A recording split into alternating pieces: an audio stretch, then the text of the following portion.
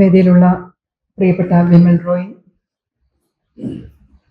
സംഘാടക ഇടത്തിന്റെ പ്രിയപ്പെട്ട ജസീന, ഇടത്തിന്റെ മറ്റ് സംഘാടകരെ, ഇവിടെ എത്തിയിട്ടുള്ള സാമൂഹ്യ രാഷ്ട്രീയ കലാപ്രവർത്തകരെ, വ്യക്തിപരമായുള്ള ഒരു സന്തോഷം അറിയിക്കുകയാണ്. കാരണം ഇതേപോലെയുള്ള ഒരു വരണ്ട കാലത്ത്, കാലാവസ്ഥ വരണ്ടതാണ്, അതോടൊപ്പം തന്നെ മനുഷ്യരുടെ മനസ്സും ചിന്തകളുമൊക്കെ വരണ്ട് വെടിച്ചു കയറിക്കൊണ്ടിരിക്കുന്ന ഈ കാലത്ത് 70കളെയും 80കളുടെ തുടക്കത്തെയും ഒക്കെ വായിച്ചറിഞ്ഞതാണ് എനിക്ക്. ഞാനന്ന് ഇങ്ങനെ വന്നിരിക്കാനുള്ള ഇതായിട്ടില്ല. ഇങ്ങനെയുള്ള ഒരു രാഷ്ട്രീയം സംസാരിക്കാൻ വേണ്ടി ഉച്ചനേരത്ത് ഉറക്കം കളഞ്ഞ് ചിലരൊക്കെ ഭക്ഷണവും ഉപേക്ഷിച്ചിട്ടായിരിക്കും വന്നിരിക്കുക എന്ന് പറയുന്നത് വലിയൊരു രാഷ്ട്രീയ ഉത്തരവാദിത്വ നിർവഹണമാണ്. അതൊരു വ്യക്തിപരമായ ചോയ്സ് കൂടിയാണ്. അത്തരം ചോയ്സ് നിലനിർത്തിക്കൊണ്ട് വളരെ ബുദ്ധിമുട്ടി, കാരണം അങ്ങനെ ഒരു ചോയ്സ് നിലനിർത്തി പ്രവർത്തിച്ച് ജീവിക്കുക എന്നുള്ളത് വലിയൊരു ബുദ്ധിമുട്ടുള്ള ഒരു കാലത്താണ് നമ്മളിപ്പോ കഴിഞ്ഞുകൂടുന്നത്. അപ്പൊ നിങ്ങൾക്ക് എല്ലാവർക്കും അങ്ങനെ ഒരു ബുദ്ധിമുട്ട് ഏറ്റെടുക്കാൻ മനസ്സുകൊണ്ടും ശരീരം കൊണ്ടും സാമൂഹ്യമായും അവനവനെ പ്രാപ്തരാക്കിയിട്ടുള്ള നിങ്ങൾക്ക് ഓരോരുത്തർക്കും എൻ്റെ അഭിവാദനങ്ങൾ. ഇന്ന് നമ്മളിവിടെ ചർച്ച ചെയ്യുന്നത് എഡിറ്റ് ചെയ്യപ്പെടുന്ന കാഴ്ചകൾ എന്ന വിഷയമാണ്. എഡിറ്റ് ചെയ്യപ്പെടുന്നത് നമ്മുടെ കാഴ്ചകൾ മാത്രമാണോ? കാഴ്ച എപ്പോഴാണ് ഉണ്ടാകുന്നത്? കാഴ്ച കാണാൻ നമ്മൾ പ്രാപ്തരാകുമ്പോഴാണ്.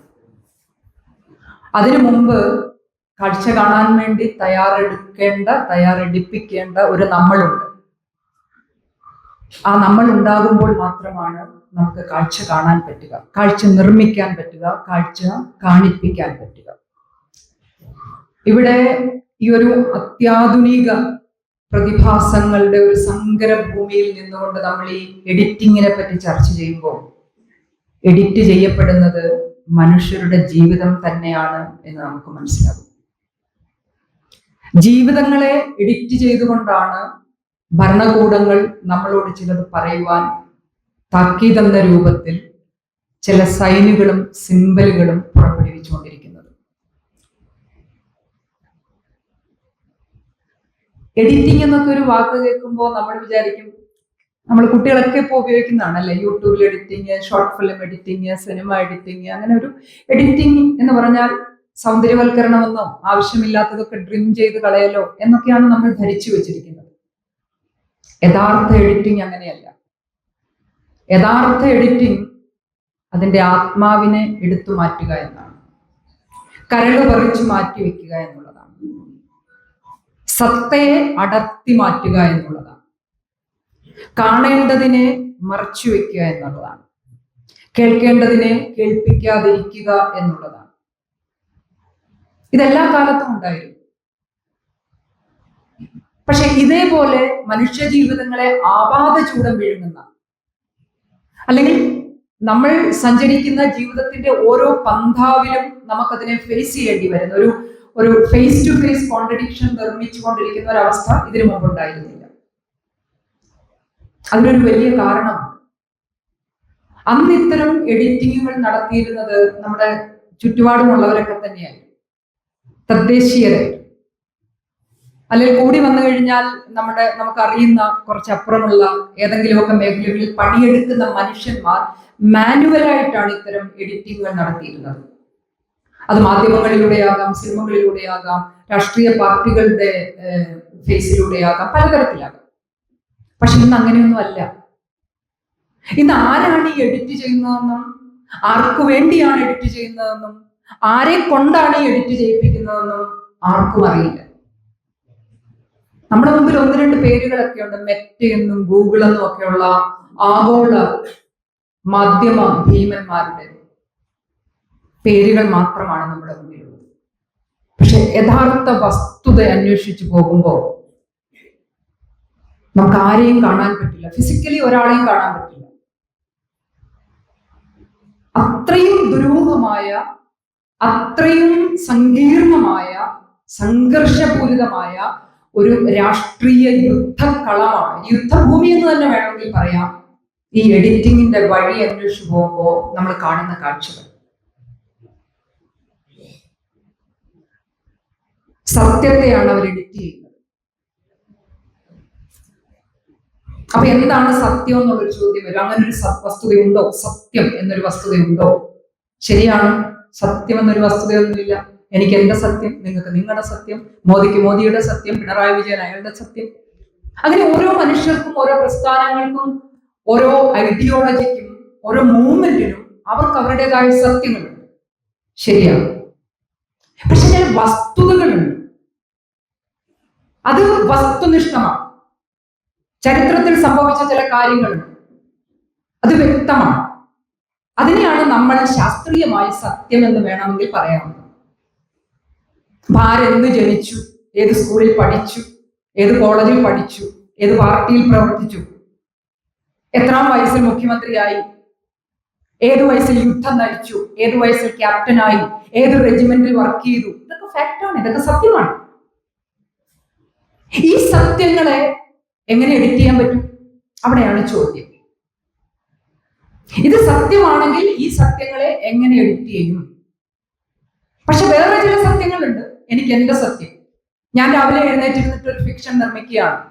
ശൈലജ എന്ന് പറയുന്ന വ്യക്തി റോയിമ്പ പറഞ്ഞ പോലെ അല്ല, വേറെ തരത്തിൽ ഞാൻ എന്റെ കഥ ഞാൻ ഫിക്ഷനൈസ് ചെയ്യുകയാണ്. ഞാൻ ഒരു സ്റ്റോറി ഉണ്ടാക്കി എഴുതിയിടുകയാണ്. അവിടെ സത്യം എത്ര പെർസെന്റ്, എത്ര ഫാബ്രിക്കേഷൻ, എത്ര ലോജിക്ക്, എത്ര യുക്തിരഹിതം, ഇതൊന്നും ആർക്കും ചോദിക്കാൻ പറ്റില്ല. കാരണം ഇതൊക്കെ എത്ര പെർസെന്റ് എന്ന് തിരിച്ചറിയാൻ പറ്റുന്ന യാതൊരു മെഷീൻ ഇതുവരെ കണ്ടുപിടിച്ചിട്ടില്ല, യാതൊരു വ്യവസ്ഥയും. അപ്പൊ സത്യം 3-4 തരത്തിലുണ്ട്.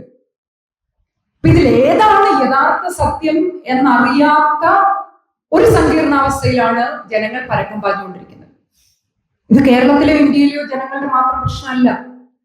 ആഗോളമായി ഭരണകൂടങ്ങൾ നേരിടുന്ന ഒരു പ്രതിസന്ധിയാണ്, രാഷ്ട്രീയ പാർട്ടികൾ നേരിടുന്ന ഒരു പ്രതിസന്ധിയാണ്, കോർപ്പറേറ്റുകൾ നേരിട്ടുകൊണ്ടിരിക്കുന്ന പ്രതിസന്ധിയാണ്, സിനിമാ മേഖല നേരിടുന്ന പ്രതിസന്ധിയാണ്. എല്ലാവരും നേരിട്ടുകൊണ്ടിരിക്കുക. ഈ സത്യം എന്താണ്? എങ്ങനെയാണ് ഈ സത്യത്തെ പുറത്തു കൊണ്ടുവരിക? കാരണം അത് യാതൊരുവിധ ആലോചനയും ഇല്ലാതെ എഡിറ്റ് ചെയ്യപ്പെട്ടുകൊണ്ടിരിക്കുകയാണ്, നിർമ്മാർജ്ജനം ചെയ്തുകൊണ്ടിരിക്കുകയാണ്, തമസ്കരിക്കപ്പെട്ടുകൊണ്ടിരിക്കുകയാണ്, നിഷ്കാസിതമായിക്കൊണ്ടിരിക്കുകയാണ്.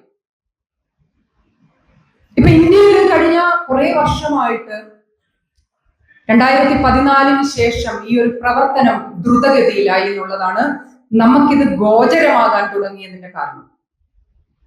അതിനു മുമ്പൊക്കെ പലതരത്തിൽ നടക്കുന്നുണ്ട്, പക്ഷേ അതിന് ഇത്ര സ്പീഡ് ഉണ്ടായിരുന്നില്ല. കാരണം നമ്മൾ എന്ന് മുതലാണ് ED കേൾക്കാൻ തുടങ്ങിയത്, അല്ലേ? നമുക്ക് ഓരോന്നും എപ്പം മുതലാണ് നമ്മൾ കേട്ടു തുടങ്ങിയതെന്ന് മാത്രം ചിന്തിച്ചാൽ തന്നെ പല പ്രവണതകളും എപ്പോൾ തുടങ്ങി എന്ന് നമുക്കറിയാൻ പറ്റും. ഈ സത്യത്തെ എഡിറ്റ് ചെയ്യുന്ന പ്രവണത ഇന്ത്യയിൽ തുടങ്ങിയിട്ട് ഈ ദ്രുതഗതിയിൽ മാസീവായി ഒരു കോൺസ്പിറസി എന്നുള്ള തരത്തിൽ തുടങ്ങിയിട്ട് അത്ര വലിയ കാലമായില്ല. ആ കോൺസ്പിറസിയുടെ ലക്ഷ്യം തന്നെ ഇന്ന് നമ്മൾ ദേശീയതയുടെ പേരിൽ, നമ്മൾ യഥാർത്ഥ ഇന്ത്യക്കാർ, ഇന്ത്യയോട് സ്നേഹമുള്ള ആളുകൾ ദേശീയതയുടെ പേരിൽ അഭിമാനിക്കുന്ന, അല്ലെങ്കിൽ നമ്മുടെ സ്വാതന്ത്ര്യ സമരത്തിന്റെ പേരിൽ അഭിമാനിക്കുന്ന ഒട്ടേറെ കാര്യങ്ങൾ ചില ആളുകൾക്ക് അസ്വസ്ഥത ഉണ്ടാക്കുന്നു. അത് ഭരിക്കുന്ന പാർട്ടിക്കാണ് അസ്വസ്ഥതയെങ്കിൽ പിന്നെ പറയേണ്ടതില്ലല്ലോ. ഭരണകൂടത്തിനും അതിന്റെ ഇൻസ്ട്രുമെന്റുകളായിട്ടുള്ള ഓഫീസുകൾക്കും ഇന്ത്യയുടെ കഴിഞ്ഞകാല ചരിത്രം ഒരു തലവേദനയാണെങ്കിൽ അതിനെ അടർത്തി മാറ്റുകയോ ഞെരിച്ചു കൊല്ലുകയോ കത്തിച്ചു കളയുകയോ ചെയ്യുക അല്ലാതെ മറ്റു നിവൃത്തിയൊന്നുമില്ല. ആ പ്രോസസ്സാണ് പച്ചയായി നമുക്ക് വേണമെങ്കിൽ പറയാം, ഒന്ന് പരിഷ്കരിക്കുക എന്നൊക്കെ പറയാം. അങ്ങനെയൊന്നുമല്ല, അതിനൊന്നും സമയം കളയാൻ പറ്റില്ല. പരിഷ്കരിക്കുക, മോഡിഫൈ ചെയ്യുക, ഒന്ന് വെറുതെ ഒന്ന് ഒരു മോർഫിംഗ് നടത്തുക, ഒരു ഡീപ്പ് ഫേക്ക് പോലും അല്ല അവർ ആലോചിക്കുന്നത്, മറിച്ച് അട്ടിമറിക്കുക എന്നുള്ളതാണ്. വേണ്ട, ഇതൊന്നും ഇനി ഇവിടെ വേണ്ട നിലപാടാണ്. അതിന്റെ മുന്നിലാണ് രാജ്യം വിറങ്ങലിച്ചു നിൽക്കുന്നത്. അപ്പൊ നമ്മുടെ കേരളം 2-3 തവണ ഇപ്പോ ഈ അടുത്ത കാലത്ത് സിനിമ മേഖലയിൽ ഈ ഒരു എഡിറ്റിംഗ് നേരിട്ടു. കേരള സ്റ്റോറി എന്ന് പറയുന്ന ഒരു സിനിമ വന്നു. ആ സിനിമ കേരളത്തെ മുച്ചൂടും അപമാനിക്കുന്ന ഒരു സിനിമയായി. കേരളം ഇന്ത്യയിൽ വളരെ പ്രത്യേകതയുള്ള ഒരു നാടാണെന്നും ഇവിടെ പലതും വ്യത്യസ്തമായി സംഭവിക്കുന്നുണ്ടെന്നും അറിയാവുന്ന ഭരണകൂടത്തിന്റെ ചില ഏജന്റുകൾ കേരളത്തെ സംബന്ധിച്ച് ചില കാര്യങ്ങൾ പുറത്തേക്ക് കൊടുക്കണം എന്നുള്ള മനഃപൂർവമായ തീരുമാനത്തിന്റെ അടിസ്ഥാനത്തിൽ കേരള സ്റ്റോറി എന്ന് തന്നെ പേരിട്ടുകൊണ്ട് സിനിമ നിർമ്മിക്കുന്നു. ആ സിനിമയിൽ 36,000 വരുന്ന പെൺകുട്ടികളെ ഇവിടുന്ന് മതം മാറ്റി കൊണ്ടുപോയിട്ടുണ്ട്, ലവ് ജിഹാദ് നടക്കുന്ന സ്റ്റേറ്റ് ആണ്, അല്ലെങ്കിൽ അങ്ങനെ തുടങ്ങി. ഇപ്പൊ ഈ അടുത്ത ദിവസം മറ്റൊരു സാമൂഹ്യ പ്രവർത്തകൻ എന്ന് പറയപ്പെടുന്ന ഒരാൾ പ്രത്യേകമായ ഒരു ജില്ലയെ കോട്ട് ചെയ്തുകൊണ്ട് സംസാരിക്കാനൊക്കെ ഉണ്ടാകുന്ന കാരണം ഇത്തരം ചില ഭരണകൂട നിർദ്ദേശങ്ങൾ അഥവാ കൊടുക്കുന്ന ചില ധൈര്യം, ഭരണകൂടത്തിന് ആവശ്യമുള്ളതുപോലെ സംസാരിക്കുന്ന ഒട്ടേറെ മനുഷ്യന്മാർ നമ്മുടെ സമൂഹത്തിൽ ഇപ്പോൾ ഉണ്ടായിക്കൊണ്ടിരിക്കുകയാണ്. ഭരണകൂടത്തിന് തൃപ്തികരമായ രീതിയിൽ സംസാരിക്കുക, ഭരണകൂടം എന്താണോ ആഗ്രഹിക്കുന്നത് അത് അവർ പറയുന്നതിന് മുമ്പ് അങ്ങോട്ട് ചെയ്തു കാണിക്കുന്ന ചില ഭക്തർ, രാജാവിനേക്കാൾ രാജഭക്തിയുള്ളവർ, അങ്ങനെയുള്ള ആളുകളെ സംതൃപ്തിപ്പെടുത്തുന്ന തരത്തിലുള്ള ഒരു സിനിമ വന്നു.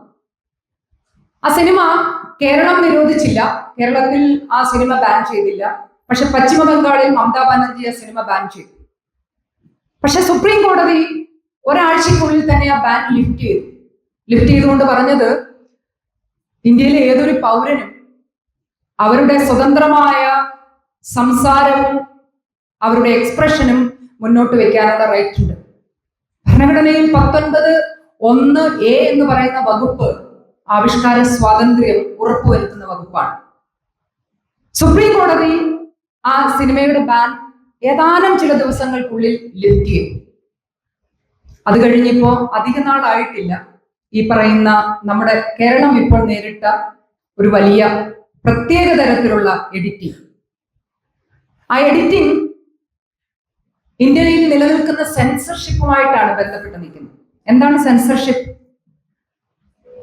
സെൻസർഷിപ്പ് നമ്മുടെ എല്ലാത്തരം ഇന്റലക്ച്വൽ ആക്ടിവിറ്റിയെയും ക്രോസ് ചെക്ക് ചെയ്യുന്നതിനും അതിൽ ഏതെങ്കിലും തരത്തിൽ ഭരണകൂട വിരുദ്ധതയുണ്ടോ എന്ന് പരിശോധിച്ച് വേണ്ട രീതിയിലുള്ള സർട്ടിഫിക്കറ്റ് കൊടുക്കുന്നതിനുള്ള സംവിധാനം. അതിനായി നിയോഗിച്ചിട്ടുള്ള ബോർഡ് അവിടെ സമർപ്പിച്ച് അതിന്റെ അംഗീകാരം കിട്ടിയത് മാത്രമേ പൊതുജനങ്ങളുടെ സമക്ഷത്തേക്ക് കൊണ്ടുവരാൻ പറ്റൂ. ഈ പറയുന്ന സിനിമ എമ്പുരാൻ എന്ന സിനിമ ഈ പറയുന്ന ബോർഡിന് മുന്നിൽ, സെൻസർ ബോർഡിന്റെ മുന്നിൽ കൊടുത്തു, കൃത്യമായി സെൻസർ ചെയ്തു, സർട്ടിഫിക്കറ്റ് കൊടുത്തു, തിയേറ്ററുകളിൽ പ്രദർശനത്തിനെത്തി.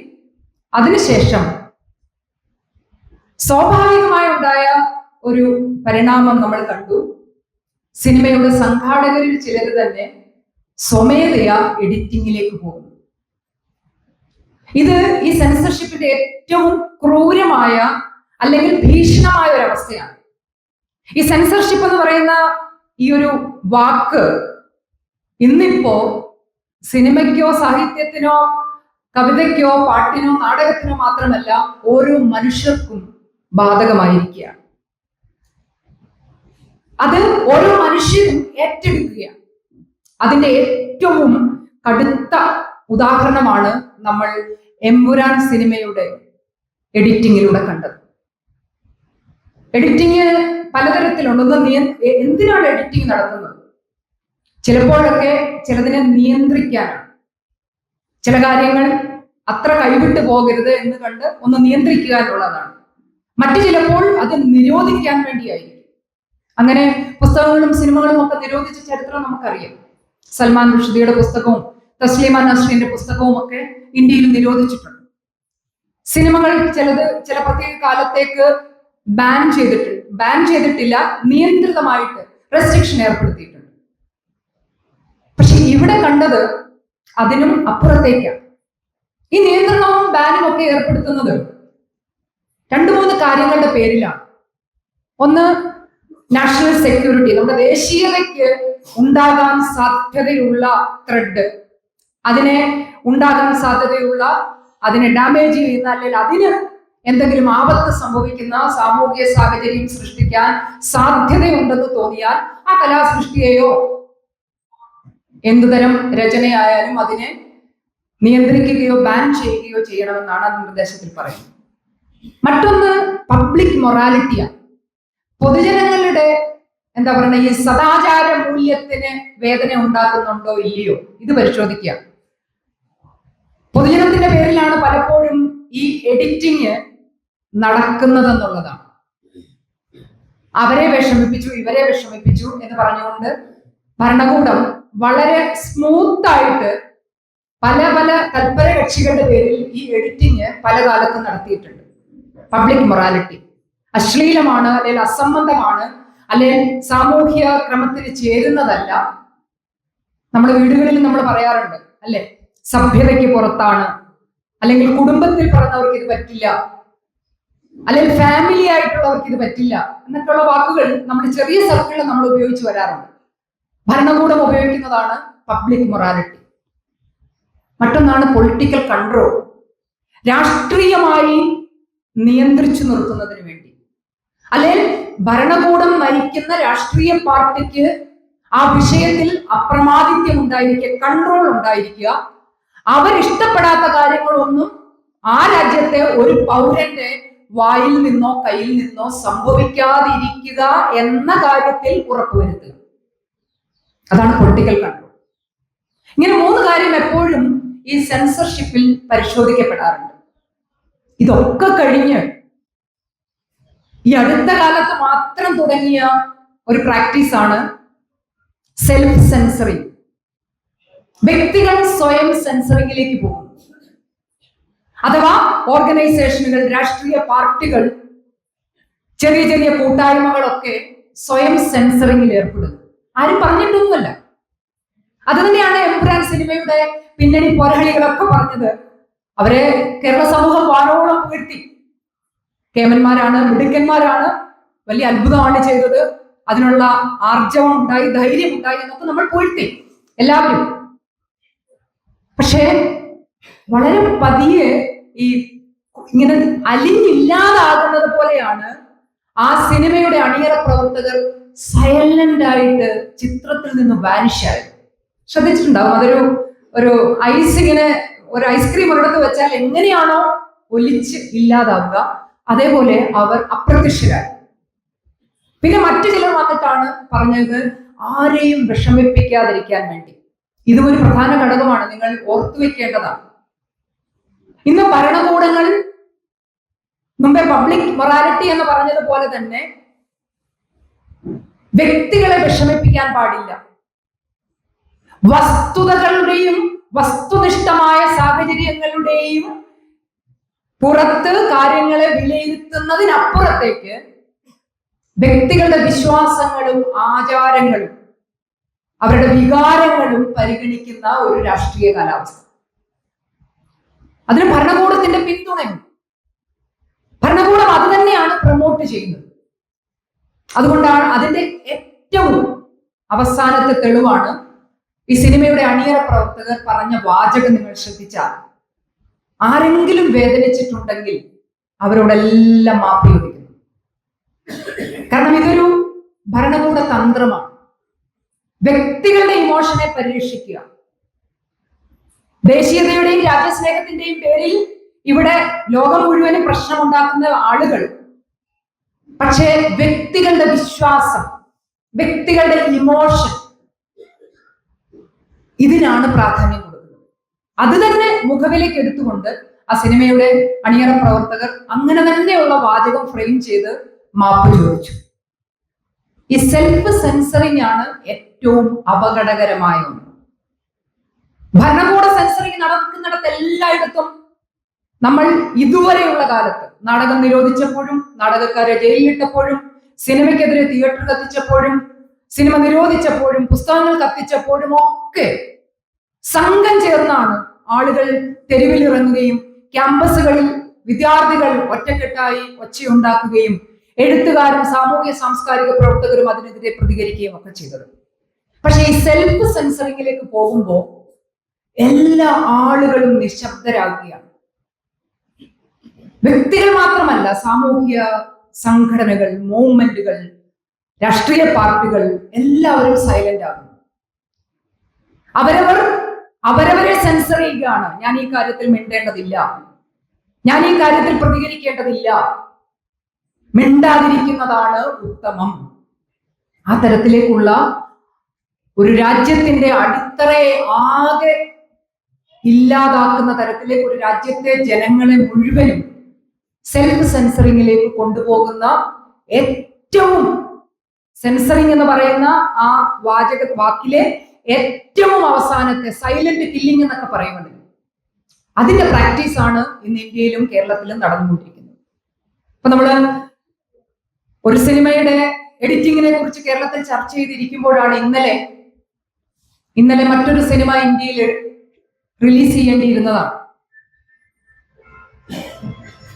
ആ സിനിമ റിലീസിങ് തടഞ്ഞു. ആ സിനിമയുടെ പേര് ഫുലെ എന്നാണ്. ജ്യോതിറാവു ഫുലെയും സാവിത്രിബായി ഫുലെയും പറ്റി നിങ്ങൾക്കറിയാം. 1828 ജനിച്ച് 1890 അന്തരിച്ച ജ്യോതിറാവു ഫുലെ, ജ്യോതിബായി എന്നും അറിയപ്പെടും അദ്ദേഹം. സമത്വത്തിന് വേണ്ടി, ഈക്വാലിറ്റിക്ക് വേണ്ടി ഫൈറ്റ് ചെയ്ത, ജെൻഡർ റൈറ്റിന് വേണ്ടി ഫൈറ്റ് ചെയ്ത ജ്യോതിറാവു ഫുലെയും അദ്ദേഹത്തിന്റെ പാർട്ട്ണർ സാവിത്രിബായി ഫുലെ, അവരുടെ ജീവിതത്തെ ആധാരമാക്കി നിർമ്മിച്ച സിനിമയാണ് അദ്ദേഹത്തിന്റെ ബർത്ത്ഡേ ആയിരുന്ന, ജന്മദിനമായിരുന്ന ഇന്നലെ റിലീസ് ചെയ്യേണ്ടിയിരുന്നത്. പക്ഷേ ആ സിനിമയെ ബ്രാഹ്മൺ സഭ തടഞ്ഞു. ആ സിനിമ പ്രദർശിപ്പിക്കാൻ കഴിയില്ല. അവരാവശ്യപ്പെട്ട കാര്യങ്ങൾ എഡിറ്റ് ചെയ്തിട്ട് വേണമെങ്കിൽ ഈ മാസം 25-ാം തീയതി റിലീസ് ചെയ്യും. അവരെന്തൊക്കെയാണ് എഡിറ്റ് ചെയ്യാൻ പറഞ്ഞതെന്ന് കേട്ടാലാണ്, എമ്പുരാനിൽ എന്തൊക്കെയാണോ പറഞ്ഞത് അതുമായി നമുക്ക് ഇതിനെ കമ്പയർ ചെയ്ത് നോക്കിയാൽ ആധുനിക ഇന്ത്യയിൽ നടക്കുന്ന എഡിറ്റിങ്ങിനെ കുറിച്ചുള്ള ഒരു ചെറിയ പിക്ചർ നമുക്ക് കിട്ടും. അവരാവശ്യപ്പെട്ടത്, കാസ്റ്റ് സിസ്റ്റത്തെ പറ്റി ആ സിനിമയിൽ ഒരു വോയിസ് ഓവർ ഉണ്ട്, അത് എഡിറ്റ് ചെയ്യണം. മഹർ എന്ന ജാതിയെ പറ്റി പരാമർശമുണ്ട്, അത് എഡിറ്റ് ചെയ്യണം. മഹങ്ക എന്ന് പറയുന്ന ഒരു ജാതിയെ പറ്റി, മഹങ്ക അഥവാ മദ്യ എന്നൊക്കെ പറയുന്ന പേരിലുള്ള ഒരു ജാതി, അതിന്റെ പരാമർശമുണ്ട്, അത് എഡിറ്റ് ചെയ്യണം. ഇത് രണ്ടും മഹാരാഷ്ട്രയിലെ ഒന്നാമതും രണ്ടാമതുമായിട്ടുള്ള ദളിത് ജനവിഭാഗങ്ങളെ പ്രതിദാനം ചെയ്യുന്ന കാസ്റ്റുകളാണ്. ഈ കാസ്റ്റിന്റെ പരാമർശം ആ സിനിമയിൽ നിന്ന് എഡിറ്റ് ചെയ്യണം. പേഷ്വായി എന്ന് പറയുന്ന ഒരു ജാതിയെ പറ്റി പരാമർശിക്കുന്നുണ്ട്, അവിടുത്തെ ഉന്നത കുലജാതിയെ കുറിച്ച്, അവരുടെ പേരും ഒഴിവാക്കണം. മാത്രമല്ല, മനുവിന്റെ കാസ്റ്റ് സിസ്റ്റത്തെ പറ്റി പ്രതിപാദിക്കുന്ന ചില സീനുകളുണ്ട്, അതും ഒഴിവാക്കണം. ഞാൻ ആദ്യമേ പറഞ്ഞില്ലേ, ആത്മാവാണ് ഒഴിവാക്കാൻ ആവശ്യപ്പെടുന്നത്. ആരായിരുന്നു ജ്യോതിറാവു ഫുലെ? അദ്ദേഹം നടത്തിയ പോരാട്ടം, നമ്മൾ അംബേദ്കറെ പറ്റി സംസാരിക്കുമ്പോൾ ജാതി രാഷ്ട്രീയത്തെ കുറിച്ചും ദളിതരുടെ സാമൂഹ്യ അവകാശങ്ങളെ കുറിച്ചും അവരുടെ സമൂഹത്തിലുള്ള പദവിയെ കുറിച്ചും അംബേദ്കർ പറഞ്ഞ എല്ലാ കാര്യങ്ങളും നമുക്ക് എല്ലാവർക്കും അറിയാം. പക്ഷെ അംബേദ്കർ ജനിക്കുന്നതിന് 1 വർഷം മുൻപ് അന്തരിച്ച ജ്യോതിറാവു ഫുലെ എന്താ പറഞ്ഞത്? Equality is not a privilege, it is a birthright. സമത്വം ആരുടെയും ഔദാര്യമല്ല, അതൊരു പദവിയല്ല ദാനമായി കിട്ടാൻ, അതൊരു അവാർഡല്ല, അത് ജന്മാവകാശമാണ്. അദ്ദേഹം മരിച്ച തൊട്ടടുത്ത വർഷമാണ് അംബേദ്കർ ജനിച്ചത്. അംബേദ്കർ മഹാരാഷ്ട്രയിൽ നിന്ന് അതിന്റെ തുടർച്ചയാണ് നടത്തിയത്. അദ്ദേഹം ഈക്വാളിറ്റിക്ക് വേണ്ടിയും സമത്വത്തിന് വേണ്ടിയും ലിംഗസമത്വത്തിന് വേണ്ടിയും മനുഷ്യരുടെ സമത്വത്തിന് വേണ്ടിയും മനുഷ്യരുടെ ഇടയിലുള്ള സമത്വത്തിന് വേണ്ടിയും പോരാടിയ മഹാത്മാവാണ് മഹാത്മാ ജ്യോതിറാവു ഫുലെ. അദ്ദേഹത്തിന്റെ ബയോപിക് എന്ന് പറയാവുന്ന അദ്ദേഹത്തിന്റെ പാർട്ട്ണർ സാവിത്രിബായി ഫുലെ, സാവിത്രിബായി ഫുലെയുടെ പേരിൽ മഹാരാഷ്ട്രയിലുള്ള വിദ്യാഭ്യാസ മുന്നേറ്റവും അവരുടെ പേരിലുള്ള സ്കൂളും അതിന്റെ ചരിത്രമൊക്കെ നിങ്ങൾക്കറിയാം. ഈ സിനിമയ്ക്കെതിരെയുള്ള ഏറ്റവും വലിയ എതിർപ്പ് ഈ സിനിമ കാസ്റ്റിസം പ്രചരിപ്പിക്കുന്നു എന്നുള്ളതാണ്. എന്ന് പറഞ്ഞാൽ 19-ാം നൂറ്റാണ്ടിൽ കാസ്റ്റിസത്തിനെതിരെ പ്രവർത്തിച്ച രണ്ട് മഹാത്മാക്കളെ പറ്റിയുള്ള സിനിമ പറയുമ്പോൾ ആ കാലത്തെ സവർണ മേധാവികളെ പറ്റി ഇന്ന് അവരുടെ പ്രതിനിധികളായിട്ടുള്ളവർക്ക് എന്തുമാത്രം വേദനിക്കുന്നുണ്ട് എന്ന് നോക്കൂ. അപ്പൊ ഈ പറയുന്ന പേഷ്വായി എന്നൊക്കെ പറയുന്ന ആളുകളുടെ പിന്തലമുറക്കാർ വളരെ കുറവാണ് ഇപ്പോൾ. മറ്റുതരം ബ്രാഹ്മൺ ഇഷ്ടംപോലെ ആളുകളുണ്ട്. പക്ഷെ അവരുടെ വേദനയാണ് പ്രധാനം. അവരുടെ പേര് പോലും ഉച്ചരിക്കാൻ പാടില്ല. അവരുടെ പേര് ഉച്ചരിക്കുമ്പോൾ ഒരു ചരിത്ര കാലഘട്ടത്തിൽ അവർ നടത്തിയ ക്രൂരമായ മനുഷ്യപീഡനം, അവഹേളനം, നിന്ന, മനുഷ്യരെ മനുഷ്യരായി കാണാതെ മൃഗങ്ങളായി പോലും കാണാതെ ട്രീറ്റ് ചെയ്തിരുന്ന ഒരു കാലത്തെ കുറിച്ചുള്ള ഓർമ്മപ്പെടുത്തൽ പോലും നൂറ്റാണ്ടുകൾക്ക് ശേഷമാണെന്ന് ആലോചിക്കണം. അവർക്ക് സഹിക്കാനാവുന്നില്ല. പിന്നെ എങ്ങനെ 2002 റയട്ട് നിങ്ങൾ സിനിമയിൽ കാണിച്ചാൽ എങ്ങനെ സഹിക്കും? ആധുനിക കാലത്ത് കത്തിയും കടാരയും എടുത്തുകൊണ്ട് ഒരു കൂട്ടം നിരാലംബരായ, വീട് വിട്ടോടിയ നിരാലംബരായ മനുഷ്യർക്ക് നേരെ നടത്തിയ അതിക്രൂരമായ മനുഷ്യത്വരഹിതമായ പീഡനം സ്ക്രീനിൽ കാണുമ്പോൾ ചെയ്തവർ പോലും തളർന്നു പോവുക എന്ന് പറയുന്നത് സ്വാഭാവികമാണ്.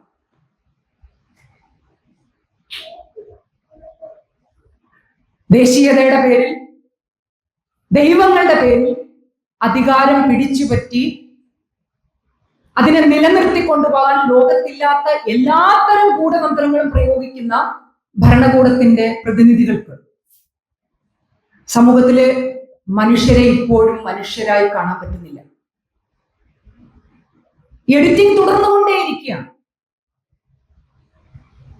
ഞാൻ സൂചിപ്പിച്ചു, മനുഷ്യരെയാണ് അവർ എഡിറ്റ് ചെയ്തുകൊണ്ടിരിക്കുന്നത്. ഇന്ത്യയിലുള്ള ആദിവാസി ഗോത്ര സമൂഹങ്ങളുടെ കണക്കുകൾ നിങ്ങൾ പരിശോധിച്ചാൽ നിങ്ങൾക്കത് മനസ്സിലാകും. മനുഷ്യരെ എങ്ങനെയാണ് എഡിറ്റ് ചെയ്യുന്നത്, ഏതർത്ഥത്തിലാണ് മണ്ണിന്റെ അവകാശം ചോദിക്കുന്നവരെ, വിദ്യാഭ്യാസത്തിന്റെ അവകാശം ചോദിക്കുന്നവരെ, തൊഴിലിന്റെ അവകാശം ചോദിക്കുന്നവരെ, കിടക്കാൻ കൂര വേണമെന്നുള്ള ഫണ്ടമെന്റൽ റൈറ്റ്, ആ അവകാശം ചോദിക്കുന്നവരെയൊക്കെ എങ്ങനെയാണ് എഡിറ്റ് ചെയ്ത് ഇല്ലാതാക്കുന്നത്? ഗുജറാത്ത് റൈറ്റിൽ ഗോദ്രയിൽ 59 പേരും, വെസ്റ്റ് ബേക്കറി അടക്കമുള്ള ഗുജറാത്ത് റൈറ്റിൽ 1500-ലധികം വരുന്ന മനുഷ്യരെയുമാണ് ചുട്ട് കത്തിച്ചും കൊത്തിക്കീറിയും എഡിറ്റ് ചെയ്ത് കളഞ്ഞു. നോട്ട് നിരോധനത്തിൽ എത്ര പേരെയാണ് എഡിറ്റ് ചെയ്തത്? എത്ര ദരിദ്രരെയാണ് എഡിറ്റ് ചെയ്ത് ഇല്ലാതാക്കിയത്? എത്ര ശവങ്ങളാണ് റെയിൽ പാളത്തിൽ വെട്ടിമുറിച്ച് ഉപേക്ഷിക്കപ്പെട്ട് കണ്ടത്? എഡിറ്റ് ചെയ്ത് ഉപേക്ഷിച്ചതാണ്. ഡൽഹിയിൽ കഴിഞ്ഞതിന് മുന്നത്തെ ശൈത്യകാലത്ത് നടന്ന സമരത്തിന്റെ തുടർച്ചയായി ബുൾഡോസറും JCBയും കൊണ്ടുപോയി എത്ര പേരെയാണ് എഡിറ്റ് ചെയ്ത് കളഞ്ഞത്? ഈ എഡിറ്റിംഗ് എന്ന പ്രോസസ് മനുഷ്യരിൽ വിഹുലമായ കാഴ്ചകൾ നിർമ്മിച്ചുകൊണ്ടിരിക്കുക. കാണാൻ നമ്മൾ ആഗ്രഹിക്കാത്ത കാഴ്ചകളെ എഡിറ്റ് ചെയ്ത് നമ്മുടെ മുന്നിലേക്ക് ഇട്ടുതരികയാണ്. പക്ഷെ ഇതിന്റെ എല്ലാം മറുവശം എന്താണ്?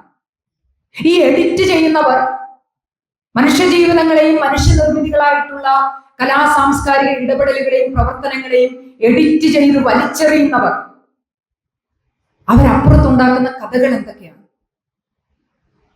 വളരെ വിശ്വസനീയമായ കഥകളാണ് അവരുണ്ടാക്കുന്നത്. അവിടെയാണ് സത്യത്തെ എഡിറ്റ് ചെയ്യുന്നതിന്റെ ആധുനിക മാനങ്ങളും മാനദണ്ഡങ്ങളും നമ്മൾ കാണേണ്ടത്. നമ്മളിതെല്ലാവരും കയറി ഇറങ്ങി അഭിനമിക്കുന്ന സോഷ്യൽ മീഡിയ, ഈ സോഷ്യൽ മീഡിയയിലൂടെ ആഗോള ഭീമന്മാരടക്കം, കോർപ്പറേറ്റുകളടക്കം, ഭരണകൂടങ്ങളടക്കം എല്ലാവരും അവരവർക്ക് വേണ്ടുന്ന എല്ലാ തരം എഡിറ്റിങ്ങുകളും നടത്തിയ യാതൊരു വസ്തുനിഷ്ഠ അടിസ്ഥാനവുമില്ലാത്ത കാര്യങ്ങൾ നമ്മുടെ ജീവിതത്തിലേക്ക് ഇൻജക്ട് ചെയ്തുകൊണ്ടിരിക്കുക. രാജ്യങ്ങളെ അവർ എഡിറ്റ് ചെയ്ത് മാറ്റുന്നു. പാലസ്തീൻ എഡിറ്റ് ചെയ്ത് ഓൾമോസ്റ്റ് ഇല്ലാതായി കഴിഞ്ഞു. മരണം മാത്രമല്ല, കുട്ടികളെയും സ്ത്രീകളെയും കൊല്ലുന്നതല്ല, രാജ്യം തന്നെ എഡിറ്റ് ചെയ്ത് അപ്രത്യക്ഷമാക്കുന്ന കാഴ്ചയാണ് നമ്മൾ കണ്ടുകൊണ്ടിരിക്കുന്നത്. ഇവിടെ എന്തൊക്കെയാണ് അതിന്റെ പ്രതിഫലനമായി സംഭവിക്കുന്നത്? നമ്മൾ ഏറ്റവും കൂടുതൽ ആശ്രയിച്ചിരുന്നത്, ഇത്തരം കാര്യങ്ങൾ സംഭവിക്കുമ്പോൾ നമ്മൾ ആശ്രയിച്ചിരുന്നത് വാർത്താ മാധ്യമങ്ങളെയാണ്. നമ്മുടെ സോഴ്സ്, സാധാരണ മനുഷ്യൻ സത്യം അറിയാൻ വേണ്ടി, സത്യത്തെ എഡിറ്റ് ചെയ്യുന്ന ഒരു സ്ഥലത്ത് നിന്ന് സത്യം അറിയാൻ വേണ്ടി നമ്മൾ ആശ്രയിച്ചിരുന്നത് ഒരു കാലത്ത് വാർത്താ മാധ്യമങ്ങളെയാണ്. ഈ വാർത്താ മാധ്യമങ്ങളൊക്കെ ഇന്ന് വിലക്കെടുക്കപ്പെട്ടു കഴിഞ്ഞു. അവിടെയാണ് വീണ്ടും ഒരു സാധ്യതയുള്ളത്, സ്വതന്ത്ര മാധ്യമ പ്രവർത്തകരുടെ സാധ്യത. പക്ഷെ ഈ സ്വതന്ത്ര മാധ്യമ പ്രവർത്തകരെ നിർവീര്യമാക്കുന്ന തരത്തിലുള്ള ഭരണകൂട നിയമങ്ങൾ അവർക്ക് മുകളിൽ ചുമത്തിക്കൊണ്ട്, അങ്ങനെ ധൈര്യത്തോട് വന്നിട്ട് ഇൻവെസ്റ്റിഗേഷൻ നടത്തുന്ന, ഫാക്ട് ചെക്കിംഗ് നടത്തുന്ന, പൗരൻ അറിയേണ്ട കാര്യങ്ങൾ പൗരനിലേക്ക് എത്തിക്കാൻ ഇൻഡിവിജ്വലായി ഫൈറ്റ് നടത്തുന്ന സ്വതന്ത്ര മാധ്യമ പ്രവർത്തകർക്ക് ഇവിടെ സ്പേസ് ഇല്ലാതാകുന്നു. അവരെ കൂട്ടമായി അറ്റാക്ക് ചെയ്യുന്ന ഒരു രീതി നമുക്ക് കാണാൻ പറ്റുന്നു. ഇതിന്റെ എല്ലാം ഉപഭോക്താക്കൾ ആരാണ്? നമ്മളിതൊന്നും അറിയാതെ ഇതിൽ എത്രയോ കാര്യങ്ങൾ സത്യസന്ധമാണ് എന്ന് വിചാരിച്ച് നമ്മൾ പോലും, അതിന്റെ ഒരു ചെറിയ ഉദാഹരണം പറയാം.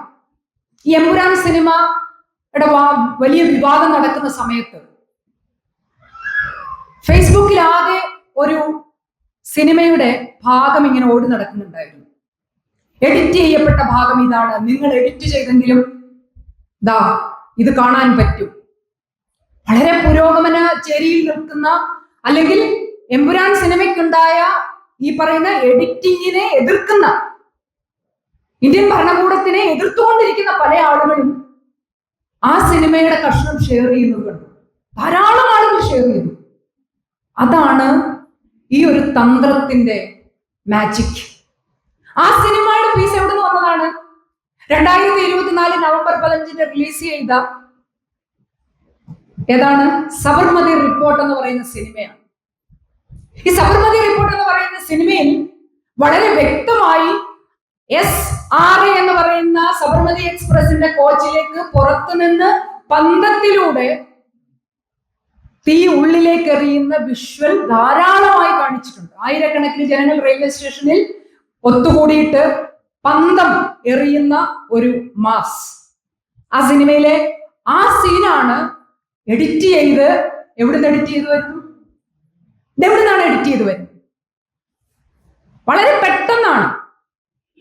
എമ്പുരാൻ വിവാദം കൂടെ ഉണ്ടാകുന്നു, നൂറുകണക്കിന് എഡിറ്റഡ് വീഡിയോകൾ. അതാണോ ഇതെന്ന് വർണ്ണ്യത്തിൽ ആശങ്ക ഉൾപ്രേക്ഷാക്കിയ അലങ്കൃതം. ഒറ്റ ആൾക്ക് പോലും സംശയമില്ല, എല്ലാവരും ഷെയർ ചെയ്യുകയാണ്. നമ്മളിൽ പലരും ഷെയർ ചെയ്യുന്നു, ഭീകരമായി ഷെയർ ചെയ്തു. ഞാൻ വ്യക്തിപരമായി ചില ആളുകളോട് വിളിച്ചു പറഞ്ഞു, നിങ്ങൾ അത് ഷെയർ ചെയ്യരുത്. അത് ഗുജറാത്ത് കലാപം മുസ്ലിങ്ങൾ നിർമ്മിച്ചതാണ് എന്ന് നിർമ്മിതമായ ഒരു സിനിമയാണ്. ആ സിനിമയുടെ പീസാണ് ഇതിന് ബദൽ, ഇതാണ് എഡിറ്റ് ചെയ്ത പോർഷൻ എന്ന് പറഞ്ഞ് പ്രചരിപ്പിക്കുന്നു. നമ്മൾ പോലും കബളിപ്പിക്കപ്പെടുന്നു. നമ്മൾ വളരെ പുരോഗമനപരമായി ചിന്തിക്കുന്നവർ, പ്രോഗ്രസീവായി ആലോചിക്കുന്നവർ, അത്തരം ചർച്ചകളിൽ ഏർപ്പെടുന്നവർ, അത്തരം സിനിമകൾ കാണുന്നവർ, ഇത്തരം കാര്യങ്ങൾക്കെതിരെ നിലകൊള്ളുന്നവർ, നമ്മൾ പോലും അറിയാതെ നമ്മളിലേക്ക് കടന്നു വരുന്ന ഈ ഒരു എഡിറ്റിംഗ് ആലോചിച്ചാൽ ഭയം തോന്നും. അതിഭീകരമാണ്, അതിസൂക്ഷ്മമാണ് ഈ ഒരു പ്രോസസ് മനുഷ്യരിലേക്ക് എത്തുന്ന രീതി. നമ്മൾ വളരെ കൂളായിട്ടാണ്, നമുക്കൊന്നും അറിയില്ല, നമ്മൾ പലതും വളരെ വിശ്വസനീയമായിട്ടാണ്. അതാണ് അതിന്റെ ഒരു തന്ത്രം, വിശ്വസിപ്പിക്കുക എന്നുള്ളതാണ് ഫാക്ട് എഡിറ്റിങ്ങിന്റെ ഒരു തന്ത്രം. നമുക്ക് ഒരിക്കലും സംശയം തോന്നില്ല, നമ്മൾ അത് സത്യമാണെന്ന് മാത്രമേ വിശ്വസിക്കുള്ളൂ. മറ്റൊന്ന്, ഏറ്റവും കൂടുതൽ വളരെ ഇമോഷണൽ ആയിട്ടുള്ള കാര്യങ്ങളായിരിക്കും എഡിറ്റ് ചെയ്തു വരുന്നത്. അതിൽ നമുക്കും നിങ്ങൾക്കും ഒരു പ്രത്യേക സമൂഹത്തിനുമൊക്കെ പലപ്പോഴും താല്പര്യമുള്ള വിഷയങ്ങൾ. ഇതൊക്കെ എന്തിനു വേണ്ടിയാണ് നടത്തുന്നത്?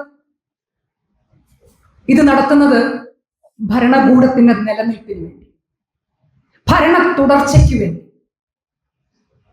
അവരാഗ്രഹിക്കുന്ന ഐഡിയോളജിക്കൽ എക്സ്പാൻഷന് വേണ്ടി. അത് ഹിന്ദുത്വ ഭരണകൂടം നിർമ്മിക്കലാണെങ്കിൽ അങ്ങനെ, രാമജന്മഭൂമി പിടിച്ചെടുക്കലാണെങ്കിൽ അങ്ങനെ, ക്ഷേത്രം നിർമ്മിക്കലാണെങ്കിൽ അങ്ങനെ, എന്തുമാകട്ടെ, ഇതിനൊക്കെ ഓരോ കാലഘട്ടത്തിൽ അനുയോജ്യമായ ഓരോ തരം എഡിറ്റിംഗ് വേർഷൻസ് നമ്മുടെ മുന്നിലേക്ക് എത്തിയിട്ടുണ്ട്.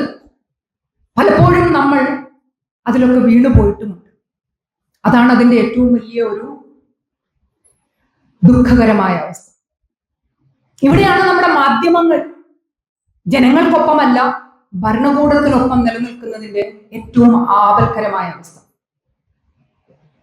ഭരണകൂടത്തിന് വേണ്ടി പണിയെടുക്കുന്ന മാധ്യമങ്ങൾ ഒരു സമൂഹത്തിൽ ഭൂരിപക്ഷമാകുമ്പോൾ, മൂന്നാം തൂണും നാലാം തൂണും ഒക്കെ ക്ഷയിച്ചു കഴിയുമ്പോൾ ജനങ്ങൾ നിസ്സഹായരാകുന്ന, നിരാലംബരാകുന്ന ഒരവസ്ഥ. പതിയെ പതിയെ ഇഴഞ്ഞ് ഈ എഡിറ്റിംഗ് നമ്മളെപ്പോഴും ആഘോഷിച്ചുകൊണ്ടിരിക്കുകയാണ്. കേരളം വളരെ വലിയൊരു തുരുത്താണ്, ഇവിടേക്കൊന്നും എത്തൂല്ല, നമ്മൾ വളരെ സേഫാണ് എന്നൊക്കെയുള്ള ഒരു ധാരണ നമുക്കുണ്ട്. പക്ഷെ ഇന്നലെയൊക്കെ നിങ്ങൾ കണ്ടല്ലോ പാലക്കാട് എന്താ നടന്നെന്ന്. പാലക്കാടേക്ക് വന്ന ഇന്നലെ ഉണ്ടായ ഏറ്റവും പുതിയ സംഭവം, ഈ എഡിറ്റിംഗിന്റെ ഏറ്റവും പുതിയ വേർഷൻ. ഒരിക്കലൊരു കാര്യം വന്നു കഴിഞ്ഞാൽ പിന്നെ അതിന്റെ പിന്നാലെ കൂടുതൽ കാര്യം വരാൻ യാതൊരു തടസ്സവും ഉണ്ടാവില്ല. ഇന്നലെ പാലക്കാട് ഉണ്ടായ ഒരു പേരിടലിനെ സംബന്ധിച്ചുണ്ടായ വിവാദം, അത് കേവലം ഒരു പേരിടലല്ല. ഫിസിക്കലി ചലഞ്ചഡ് ആയിട്ടുള്ള കുട്ടികൾക്ക് വേണ്ടിയിട്ടുള്ള ഒരു സ്ഥാപനത്തിന് പേരിടുന്നത് വളരെ അത്ഭുതകരമാണ്. ഇന്ത്യയിലെ RSSന്റെ സ്ഥാപകന്റെ പേരാണ് ഇടുന്നത്. ചെറിയ കാര്യമല്ല. നമ്മൾ ഈ പറഞ്ഞുകൊണ്ടിരിക്കുന്ന, നിസ്സാരവൽക്കരിക്കുന്ന ഒരു വാർത്ത എന്ന അർത്ഥത്തിൽ നമ്മൾ തള്ളിക്കളയുന്ന ഇതിന്റെ തുടക്കം 2014 മുതൽ പാർലമെന്റിൽ നിന്ന് ഇന്ത്യയുടെ ആദ്യത്തെ പ്രധാനമന്ത്രിയുടെ പടം മാറ്റുന്നു, സെൻട്രൽ ഹാളിൽ നിന്ന് ഇന്ത്യൻ മഹാത്മജിയുടെ പടം മാറ്റുന്നു, അങ്ങനെ ഓരോന്നും മാറ്റുന്നു. പാർലമെന്റ് മന്ദിരം പുതുക്കി പണിയുന്നു, അതിനടിയിലൂടെ അണ്ടർഗ്രൗണ്ട് പണിയുന്നു, പിന്നെ ശൂലമേന്തിയുള്ള പൂജ പാർലമെന്റിൽ നടത്തുന്നു, കൊടിമര ഘോഷം നടത്തുന്നു, അയോധ്യയിൽ ക്ഷേത്രം പണിയുന്നു, അവിടെ പ്രധാനമന്ത്രി പോയി നിന്ന് പൂജ നടത്തുന്നു. എന്നിട്ട് നമ്മൾ ഇവിടെ ഭയങ്കര ആഘോഷമാണ്, ഞങ്ങൾ ജനാധിപത്യ രാജ്യത്തിലെ പ്രജകളാണ്, ഒരു ചുക്കുമല്ല. നമ്മൾ വാചകങ്ങളിൽ പറയുന്നതിനപ്പുറത്തേക്ക് അടിത്തട്ടിലൂടെ സംഭവിച്ചു കൊണ്ടിരിക്കുന്നത് ജനാധിപത്യ വിരുദ്ധവും മതേതര വിരുദ്ധവുമായ കാര്യങ്ങളാണ്. ഇവിടെയാണ് ഞാൻ മുമ്പ് പറഞ്ഞ സെൽഫ് സെൻസറിങ് വർക്ക് ചെയ്തുകൊണ്ടിരിക്കുന്നത്. ഒരാളും മിണ്ടുന്നില്ല. ഇവിടെ 10 രൂപ വിലയുണ്ടായിരുന്ന ഒരു തീപ്പെട്ടിക്ക് ബജറ്റിൽ പൈസ കൂട്ടിയാൽ പന്തം കൊളുത്തി പ്രകടനം നടത്തിയിരുന്ന ഒരു നാടാണ് കേരളം, അല്ലേ? ഇന്നലെയും ഇവിടെ 50 രൂപ പാചകത്തിന് കൂട്ടി. ആരെങ്കിലും മിണ്ടിയോ? എന്ത് മിണ്ടിയിട്ടും കാര്യമില്ല. അതാണ് സെൽഫ് സെൻസറിങ്. അതൊരു വ്യക്തിയല്ല, പാർട്ടികൾ സെൽഫ് സെൻസറിലേക്കും പോയി. അപ്പോ ജനങ്ങൾ കേൾക്കുന്നത് എന്താണ്? ജനങ്ങൾ കേൾക്കുന്നത് ശോഭാ സുരേന്ദ്രൻ എന്ന് പറയുന്ന BJPയുടെ നേതാവ് പറയുന്ന കാര്യങ്ങളാണ്. എന്താ അവർ പറയുന്നത്? 50 രൂപ കഷ്ടപ്പെടുന്ന മറ്റു സ്ത്രീകളെ സഹായിക്കാനാണ്. സമൂഹത്തിന്റെ താഴെക്കെട്ടിലുള്ള പാവം പിടിച്ച സ്ത്രീകളെ സഹായിക്കാൻ വേണ്ടി 50 രൂപ അധികം കൊടുക്കുന്നതിൽ ഞങ്ങൾ സ്ത്രീകൾക്കൊന്നും വിഷമമില്ല. ഇവരാണ് 3-4 കൊല്ലം മുമ്പ് സിലിണ്ടർ കയറ്റിക്കൊണ്ട് റോഡിന്മേ സർക്കാരിനെ ഉണ്ടാക്കാൻ വേണ്ടി നടന്നവര്. ഓർക്കുന്നുണ്ടോ? നമ്മുടെ ഓർമ്മ വളരെ ചെറുതായിക്കൊണ്ടിരിക്കുന്നു. നമ്മുടെ ലോജിക്കൽ ബുദ്ധി വർക്ക് ചെയ്യാതാകുന്നു. നമ്മുടെ ക്രിട്ടിക്കൽ മൈൻഡ്, മനസ്സ് മരവിച്ചു പോയിരിക്കുന്നു. ഇതൊക്കെ കൂടി ഒന്നിച്ച് വർക്ക് ചെയ്യുമ്പോഴാണ് ഒരു ജനാധിപത്യ രാജ്യത്തിലെ പ്രജ എന്ന അർത്ഥത്തിൽ നമുക്ക് നമ്മുടെ ഉത്തരവാദിത്വവും കർമ്മവും നിർവഹിക്കാനുള്ള സ്ഥൈര്യം ഉണ്ടാവുക. നമ്മൾ ഇന്ന് വെറും ഉണ്ടുറങ്ങി കഴിയുന്ന മനുഷ്യരാണ്. വെറും മമത എന്ന് പറയുന്നത് കാണണമെങ്കിൽ നമ്മളിലേക്ക് നോക്കിയാൽ മതി, നമ്മളെ കുറിച്ച് ചിന്തിച്ചാൽ മാത്രം മതി. ഇവിടെ നടക്കുന്ന എല്ലാ കാര്യങ്ങളും നമ്മുടെ അനുവാദത്തോടെയാണ് നടക്കുന്നത്. കാരണം നമ്മുടെ ആരുടെയും ഒരു പ്രതിഷേധമില്ല. വളരെ സൈലന്റ് ആയിട്ട് ഈ സെൽഫ് സെൻസറിങ് നമ്മൾ ഓരോരുത്തരും നടത്തി അതിൽ ഒരു പ്രത്യേക ആനന്ദവും സുരക്ഷിതത്വവും കണ്ടെത്തുകയാണ് നമ്മൾ. വയ്യാത്ത വേലിക്കൊക്കെ പോകുന്നത് എന്തിനാണ്? പൊല്ലാപ്പ് എന്തിനാണ് പിടിച്ചു വെക്കുന്നത് എന്നാണ്. പിന്നെ ആര് എന്നൊരു ചോദ്യമുണ്ട്. പിന്നെ ആര്? നമ്മുടെ കാഴ്ചകളെ എഡിറ്റ് ചെയ്യുമ്പോൾ, നമ്മുടെ ജീവിതങ്ങളെ എഡിറ്റ് ചെയ്യുമ്പോൾ, നമ്മൾ ജീവിക്കുന്ന ഭൂമിയെ എഡിറ്റ് ചെയ്യുമ്പോൾ, ഭരണഘടന വിഭാവനം ചെയ്തിട്ടുള്ള നമ്മുടെ ഫണ്ടമെന്റൽ റൈറ്റുകളെ എഡിറ്റ് ചെയ്ത് മാറ്റുമ്പോൾ, ഭരണഘടന തന്നെ മാറ്റി എഴുതാൻ വേണ്ടിയിട്ടുള്ള വലിയ ഗൂഢാലോചന നടത്തുമ്പോൾ, നമ്മൾ സെൽഫ് സെൻസറിംഗിലേക്ക് പോയാൽ രാജ്യത്തിന്റെ അവസ്ഥ എന്താകും? അവിടെയാണ് പതിയെ പതിയെ ഗോൾവൽക്കറിന്റെ പേര് വരുന്നതിന്റെ പ്രസക്തി. നാളെ സവർക്കറുടെ പേര് വരാൻ എളുപ്പമാണ്. ഇന്നുണ്ടായ അത്ര തീഷ്ണമായ എതിർപ്പ് ഗോൾവൽക്കർ അവിടെ ഇരുന്നു കഴിഞ്ഞാൽ പിന്നെ സവർക്കർക്ക് ഉണ്ടാവില്ല, ഉറപ്പല്ലേ? ഒരു പ്രതിഷ്ഠ കഴിഞ്ഞാൽ പിന്നെ എല്ലാ പ്രതിഷ്ഠയും തുല്യാണ്. ആദ്യത്തെ പ്രതിഷ്ഠയാണ് പ്രധാനം, അല്ലെ? അതിനാണ് ചടങ്ങ് കൂടുതൽ, അതിനായിരിക്കും ബുദ്ധിമുട്ട്. കാരണം ആദ്യത്തെ പ്രതിഷ്ഠയ്ക്ക് ക്ഷേത്രം പണിയണം, രണ്ടാമത്തെ പ്രതിഷ്ഠ അതിന്റെ ഭാഗമായിട്ട് കുടിയിരുത്തിയാൽ മതി. അപ്പൊ ഈ ആദ്യത്തെ പ്രതിഷ്ഠ സ്ഥാപിക്കുക എന്നുള്ളത് വളരെ പ്രധാനമാണ് പ്രതിഷ്ഠിക്കാൻ നിൽക്കുന്ന ആളുകൾക്ക്. എഡിറ്റിങ്ങിന് ഞങ്ങൾ വിധേയരാകില്ല, ഞങ്ങളെ എഡിറ്റ് ചെയ്യാൻ ഞങ്ങൾ അനുവദിക്കില്ല. കാരണം ഇതെല്ലാം എഡിറ്റിങ്ങിന്റെ ആയുധങ്ങളാണ്. ഇന്ത്യയെ ഹിന്ദുത്വ രാഷ്ട്രമാക്കണമെന്ന് ഒരു ഹിന്ദുത്വ അജണ്ട മുന്നോട്ട് വെച്ച ആളാണ് സവർക്കർ.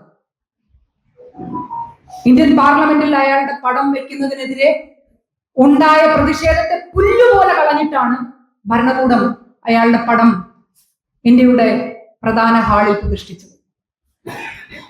എതിർപ്പുകൾ ഉണ്ടായാൽ പോലും മെജോറിറ്റിയുള്ള ഭരണകൂടം എതിർപ്പിനെ തട്ടിമാറ്റിക്കൊണ്ട് കാര്യങ്ങൾ ചെയ്യുമ്പോൾ, എതിർപ്പില്ലാത്ത ഒരവസ്ഥ ഉണ്ടാകുമ്പോൾ എത്ര ആയാസരഹിതമായി കാര്യങ്ങൾ സാധിച്ചെടുക്കാൻ പറ്റും.